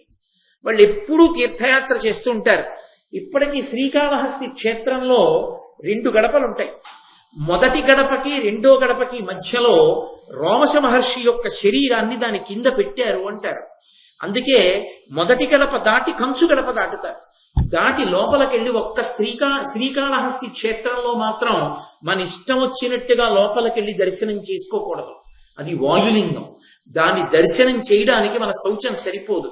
అందుకే గణపతి దగ్గర ఉంటుంది ఒక ప్రత్యేకమైనటువంటి నరమృగ స్వరూపం ఒకటి ఉంటుంది. దాన్ని ముట్టుకోవాలి. దాన్ని ముట్టుకుంటే శౌచ సిద్ధి కలుగుతుంది. అందుకే లోపలికెళ్ళి ఇలా ఎడం పక్కకి తిరగగానే అదే ఉంటుంది. దాన్ని ముట్టుకున్నప్పుడు కాళహస్తి దేవాలయంలోకి ప్రవేశించాలి. అంత పవిత్రమైన ప్రఖ్యాతమైన దేవాలయం మన ఆంధ్రదేశంలో ఉండడం మనందరం కూడా సంతోషించదగ్గ విషయం. అటువంటి శ్రీకాళహస్తి క్షేత్రంలో ఇప్పటికీ ఈ రోమశ మహర్షి యొక్క విగ్రహం ఉంది. మీరు కాళహస్తి క్షేత్రంలో రాజద్వారం దాటి బయటికి వచ్చేసిన తర్వాత ఇలా ఎడం పక్కకి తల తిప్పి చూస్తే అక్కడ ఉన్న గోడలో చిన్న గూడు ఉంటుంది. ఆ గూడులో ఒక ఋషి కూర్చుని తపస్సు చేసుకుంటూ ఉంటారు. ఆ విగ్రహమే రోమశ మహర్షి యొక్క విగ్రహం. ఆ రోమశ మహర్షి దేవేంద్రుడి పనుపున అర్జునుడు అస్త్ర సంపదనంతటినీ పొందాడు అనేటటువంటి శుభవార్తని పాండవులకు చెప్పడం కోసమని భూమండలం మీదకి రావడానికి ఉద్యుక్తులయ్యారు. ఈలోగా వేదవ్యాసుడు ధృతరాష్ట్రుడి దగ్గరికి వెళ్ళారు. వెళ్ళి అర్జునుడు సమస్త అస్త్ర సంపదని పొందాడయా, సామాన్యమైన సంపద కాదు, మీరు అరణ్యవాసం చేయిస్తే ఏదో అరణ్యవాసం చేస్తూ నాశనం అయిపోతారని మీరు అనుకున్నారు. వాళ్ళు అలా ఏం చేయలేదు, ఆరణ్యవాసంగా మార్చుకున్నారు. మార్చుకుని అంతమంది యోగ్యులైన బ్రాహ్మణుల వలన, గురువుల వలన అనుగ్రహం పొంది పరమశివ దర్శనం చేసి పాశుపతాస్త్రాన్ని పొందాడు, దేవతల దగ్గర అస్త్ర సంపద పొందాడు. కాబట్టి ఇప్పుడు అర్జునుడు దుర్నిరీక్షుడు. భీముడే గద పట్టుకుని అర్జునుడు ఆ గాంధీవాన్ని పట్టుకుని వస్తే నీ కొడుకులు ఎక్కడ నిలబడతారయా, సర్వనాశనం అయిపోతారు, నా మాట విని ఇప్పటికైనా పాండవులకు మేలు చెయ్యమని చెప్పి వెళ్ళిపోయారు. ఈ మాట వినగానే సంజీవుణ్ణి పిలిచాడు. బోరువని ఏడుపు మొదలెట్టాడు ధృతరాష్ట్రుడు. అసలు ఉత్తప్పుడే ఆ గాంధీవాన్ని ఖాండవన దహనం సమయంలో అర్జునుడు సంపాదించాడు. అక్షయ బాణ తూనీరాలున్నాయి. ఈ భూమిని బ్రద్దలు కొట్టగలడు తన బాణ పరంపరల చేత. ఆ భీమసేనుడు ఆ గద తిప్పుతూ వస్తే ఆయన ముందు నిలబడగలిగినటువంటి వాడు లేడు. దానికి తోడుగా ఇప్పుడు ప్రత్యేకంగా ఇంత గొప్పవాడై అర్జునుడు తిరిగి వస్తున్నాడు. ఇక నా కొడుకుల జీవితం ఎలా ఉంటుందో అని ఏడుపు మొదలెట్టాడు. అంతేకాని వాళ్ళంత ధర్మాత్ములు ఇప్పటికైనా బుద్ధి మార్చుకుంటారన్న మాట మాత్రం అన్నాడు. అంటే సంజయుడు అన్నాడు, నీకొక విషయం తెలుసా మహారాజా, శ్రీకృష్ణ భగవానుడు ఈ మాయాద్యూతం జరిగినప్పుడు లేడు. తదనంతర కాలమనందు ఆయన అరణ్యవాసం చేస్తున్న పాండవుల దగ్గరికి వెళ్ళాడు. వెళ్ళి పాండవులతో ఒక మాట అన్నాడు, ఇంత అన్యాయం చేసి మోసపుచ్చి మిమ్మల్ని తీసుకొచ్చి 12 సంవత్సరముల అరణ్యవాసం, 1 సంవత్సరం అజ్ఞాతవాసం చెయ్యమని వనమునందు నిలబెడతాడా? ఇప్పుడే నేను మీ అందరినీ తీసుకుని వెళ్ళి మిత్రులైనటువంటి రాజులతో కలిసి వెళ్ళి ఆ ధృతరాష్ట్రుణ్ణి అతని కుమారుల్ని సంహరించి ఈ అఖండ ధరణీ మండలానికి అంతటికీ కూడా ధర్మరాజుని సార్వభౌముడిగా పట్టాభిషేకం చేస్తాను అని కృష్ణుడు ఆవేశంతో బయలుదేరపోతుంటే అక్కడ ఉన్నటువంటి పాండవులందరూ కలిసి పరమధర్మాత్ములు కనుక ఒక మాట అన్నారు. అయ్యో, మా కోసమని చెప్పి ఇప్పుడు నువ్వు యుద్ధానికి బయలుదేరడం ఎందుకయ్యా? బయలుదేరక్కర్లేదు. యుద్ధం జరిగినప్పుడు కృష్ణ ఒక్క ఉపకారం చెయ్యి, నువ్వు అర్జునుడి రథానికి సారథ్యం వహిస్తే చాలు అని అడిగారు. కాబట్టి కృష్ణ భగవానుడే అంతటి ప్రతిజ్ఞ చెయ్యబోయాడు. కాబట్టి ఎక్కడ నిలబడతారయా అన్నాడు. ధృతరాష్ట్రుడు ఏడుస్తూ, వృద్ధని, జాస్యంధుడని, బుద్ధి విహీనుడని, నన్ను పుత్రుడు బలదర్పోద్ధతుడై మెచ్చడు, అసంబద్ధంబులే కాని వినడు పలికిన పలుకులు. నా కొడుకున్నాడే దుర్యోధనుడు, వాడు నన్ను ముషిలేడు అంటుంటాడు. జాత్యంధుడని, పుట్టుకతో గుడ్డివాడంటాడు. బుద్ధి విహీనుడని, బుద్ధిహీనుడు మా నాన్న అంటాడు. నిన్నెవడ పడమన్నాడు? నువ్వేం పెన్షన్ కూడా లేదు, తండ్రివి కావుగా, మహారాజువుగా ఏ శాసనం చేసి కొడుకును ఒక్కడిని వదిలేలేవా? విదురుడు చెప్పాడుగా. ఏమయ్యా, నక్కనిచ్చి సింహాలని తెచ్చుకోలేవా అని అడిగాడు. ఒక నక్క దుర్యోధనుడు. ఆ నక్కను వదిలేయి, 5 సింహాలు వస్తాయి. ఇంతకన్నా గొప్ప బేరం దొరుకుతుందా నీకు ప్రపంచంలో? ఎందుకు ఆ ఒక్కడిని పట్టుకుని అంత కాగిపోయి ఏడుస్తో వదలమని చెప్పాడుగా, మరి వదలకపోవడమే. చేతిలో అధికారం ఉందిగా, ఎవడి మీదో పెట్టి ఏడవడం ఎందుకు? తన కొడుకు మాట వినకపోతే ఆ కొడుకుకి బుద్ధి చెప్పడం, దూరంగా ఉంచడం తండ్రి చెయ్యాలి. ఆ రెండూ చెయ్యని వాడు అప్రయోజకుడైనటువంటి తండ్రి. కొడుకు చెడుగైనచో తండ్రి తప్పు, కూతురు చెడుగైనచో తల్లి తప్పు, అశ్వంబు చెడుగైన అశ్వారోహకని తప్పు, ప్రజలు చెడుగైనచో రాజు తప్పు. ఎవరు చెడిపోతే ఎవరిది తప్పో నీతిశాస్త్రం నిర్ణయం చేసింది. కాబట్టి ఎప్పటికప్పుడు ఏదో ఒక నెపాన్ని వెతుకుతాడు తప్ప తాను మాత్రం చెప్పడు ఎవరికి బుద్ధి. అసంబద్ధంబులే కాని వినడు పలికిన పలుకులు. పనికి మాలిన మాటలు వింటాడు కానీ నా మాటలు వినడయ్యా. ఎప్పుడైనా చెప్పాడా మంచి మాటలు? అసలు వద్దురా అని ఇలా వేలు చూపించి భయపెట్టాడా? సంజయుడి దగ్గర ఎందుకు ఈ దొంగేడుపు అంటే, ఇంకా ఆశ ఏమిటంటే ఎప్పటికైనా పాండవులు నశించిపోతారా? ఇంకా ఉందిగా 7 ఏళ్ళు, పాడైపోతారా? ఎంత ఆశో! రామకృష్ణ పరమహంస చెప్తుండేవారు. ఒక త్రాచుపం కప్పని పట్టుకుంది. అది పెద్ద కప్ప కాబట్టి ఈ విషం ఎక్కితే చచ్చిపోతుంది. ఎంతసేపట్లో చచ్చిపోతుంది? త్రాచుపాన్ నోట్లో పడ్డ కప్ప 5 నిమిషాల్లో చచ్చిపోతుంది. దాని కోణంలో విషం ఎక్కిగాని అది పట్టుకుంది, వదలదు. ఇది గిలగిల కొట్టుకుంటోంది విషం ఎక్కి. ఇక నోరొక్కటే బయటికి ఉంది ఆ కప్పది. ఈ బయటికి నోరొక్కటే ఉండి స్పృహ తప్పిపోతున్న కప్ప అలా వెళ్ళిపోతున్న ఈగని పట్టుకోవడానికి 4 చాపింది. అప్పుడు కూడా ఇంకా ఈగని తినాలని ఆశపడిన కప్పలా ఇప్పుడైనా పాండవులకి ఏదైనా జరగకపోతుందా అని ఆశపడతాడు తప్ప 5 ఏళ్లలో ఇంత వృద్ధి పొందిన వాళ్ళు మిగిలిన 7 ఏళ్లలో ఎంత గొప్ప వాళ్ళు అవుతారో ధర్మాన్ని పట్టుకుని వాళ్ళు నా కొడుకులని చెప్పుకుని నేనెంత పొంగిపోవచ్చు అని మాత్రం ఆలోచించాడు. అది మూర్ఖత్వం అంటే. కాబట్టి ఈ మాటలు చెప్తే సరే చెప్పవలసివి చెప్తాం. ఎన్ని మాటలు చెప్పినా, నేను చెప్పినా, విదురుడు చెప్పినా అదే, నువ్వు చెప్పినా అదే. ఇదే ప్రశ్న, ఇదే జవాబు. మన బోధలు అలాగే ఉంటాయి. అయినా మంచి చెప్పడం మా కర్తవ్యం, చెప్తుంటే ఉంటాం అనుకుని సంజయుడు అనుకున్నాడు. తర్వాత అక్కడ వనవాసం చేస్తున్నటువంటి ధర్మరాజు దగ్గరికి వెళ్ళి భీముడు అన్నాడు, సమయాబ్దంబుల కంటే ముందర మహోత్సాహంబునన్ బాహువిక్రమమొప్పన్ విజయుండు నేను తగ సంగ్రామంబులో ఏకకాలంబున ఆ ధృతరాష్ట్రాజాధముల నెల్లం చంపి భూచక్రరాజ్యము చేకొందుము కౌరవేంద్ర మురజిత్సఖ్య ప్రసాదంబునన్. ఓ ధర్మరాజా, మోసాన్ని మోసంతో జయించడంలో తప్పేమీ లేదయ్యా. మనం 12 ఏళ్లు పోయేటప్పటికీ మనకి పరిచయమైనటువంటి వాళ్ళందరూ దూరం అయిపోతారు. అవతల దుర్యోధనుడు బాగా ఊంచుకుంటాడు ప్రజల్లో. అందుకని ఊంచుకోకముందే దండయాత్ర చెయ్యాలి. కాబట్టి ఎలాగైనా అర్జునుడు నేను తొందరగా కృష్ణ భగవానుడితో కలిసి దండయాత్రకు వెళ్ళిపోయి ధాతరాష్ట్రుల్ని చంపేస్తాం, నీకు పట్టాభిషేకం చేసేస్తాం. ఒకవేళ 12 ఏళ్ల అరణ్యవాసం 1 సంవత్సరం అజ్ఞాతవాసం చెయ్యకుండా బయటికి వస్తే సభలో పెద్దలైన వారితో కలిసి సత్యభంగం చేసిన నేను కూర్చోడానికి అర్హత కోల్పోతానని మనసులో ఏమైనా దిగులు పెట్టుకున్నవాడు నువ్వు అయితే నేను ఒక మార్గం చెప్తాను విను. నేను నలుగురం వెళ్ళిపోతాం, వెళ్ళిపోయి వాళ్ళని చంపేసి రాజ్యం అంతా సిద్ధం చేసేస్తాం. నువ్వు చేసి వచ్చేయి 13 ఏళ్ళు. 12 ఏళ్ల అరణ్యవాసం 1 సంవత్సరం అజ్ఞాతవాసం నువ్వు చెయ్యి. పెద్దవాడివి కనుక, ధర్మాత్ముడివి కనుక చేసిరా. రాగానే నీకు పట్టం నీకే కడతాం, నువ్వే సార్వభౌముడవు. కానీ ఈ లోపల మేము అక్కడ తెలియచేస్తామంటే పగని అణుచుకోలేడు. వాళ్ళు పెట్టినటువంటి కష్టాలు మనసుని గుచ్చినప్పుడల్లా అన్నయ్య అనుమతిస్తే కొట్టేయడమే అనుకుంటుంటాడు. అంత ఆ ఉద్రేకం భీమసేనుడిది. కాబట్టి ధర్మరాజు గారికి తెలుసు దేన్ని ఎలా చల్లార్చాలో బాగా తెలుసున్నటువంటి ప్రజ్ఞాశాలి. అందుకు కదు తిక్కన గారు మెత్తని పులిని పిలిచాడు. వెంటనే భీమసేనుణ్ణి గట్టిగా కౌగిలించుకుని దగ్గరికి తీసుకుని మూర్కొని అంటే బ్రహ్మస్థానమునందు ముద్దు పెట్టుకున్నాడు. ముద్దు పెట్టుకుని గట్టిగా కౌగిలించుకుని తొడ మీద కూర్చోబెట్టుకుని, తమ్ముడా ఎంత గొప్పగా మాట్లాడావురా, ఎంత ప్రేమరా నీది, ఎంత ఆలోచనరా, ఇన్ని తిరిగితేటలతో మాట్లాడావురా. కానీ నాన్న నేను ఒక్క మాట చెప్తాను విను. అనలునకు గాట్టు తోడైన ఎట్టు ఇంద్ర తనయునకు నీవు తోడైనా దడయ కాజి బోరి రిపులకు బ్రతకంగమోల అయినా అనగా ఇది కోపమునకు అనవసరములు.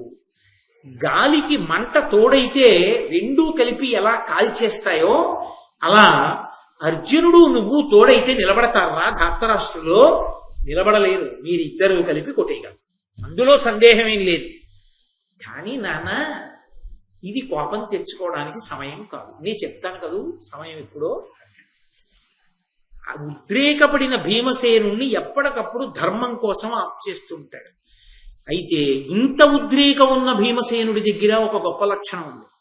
అన్నగారు ఇలా అన్నాడు అనుకోండి వెళ్ళిపోతాడు తప్ప, నువ్వు ఇలాగే మాట్లాడతావు నేను వెళ్ళిపోతాను అనడం. అది ఆ అన్నదమ్ముల్లో ఉన్నటువంటి గొప్పతనం. కాబట్టి ఈ మాటని 13 ఏండ్లు పోయిన పదపడి పార్థుండు నీవు పరనృపతుల దుర్మదుల వధించి విజయాస్పద బాహుల రగుడు ధర్మ పరిరక్షకులై. 13 ఏళ్లు పూర్తయిపోనివరా, పూర్తయిపోగానే నువ్వు కోరుకున్నట్టే నువ్వు అర్జునుడు కలిసి ఆ ధార్తరాష్ట్రుల మీదకి యుద్ధానికి వెళ్ళి వాళ్ళనే కాదు అధర్మమునకు వంత పాడుతూ నిలబడినటువంటి సమస్త రాజన్యులను సంహరించి ధర్మానికి పట్టాభిషేకం చేద్దురుగాని.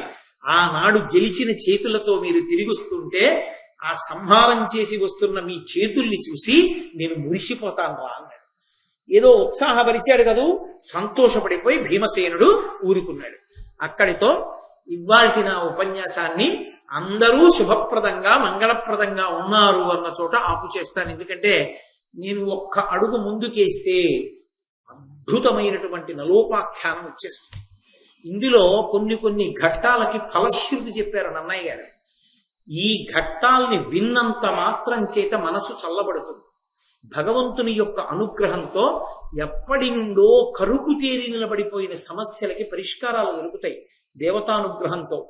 ఒక్క ఆరణ్య పర్వమే అంత గొప్పది. విరాట పర్వం ఎంత గొప్పదో ఆరణ్య పర్వం అంత గొప్పది. అంతమంది ఋషులు, అంతమంది దేవతల గురించి ఆ చర్చ వస్తూ ఉంటుంది కాబట్టి.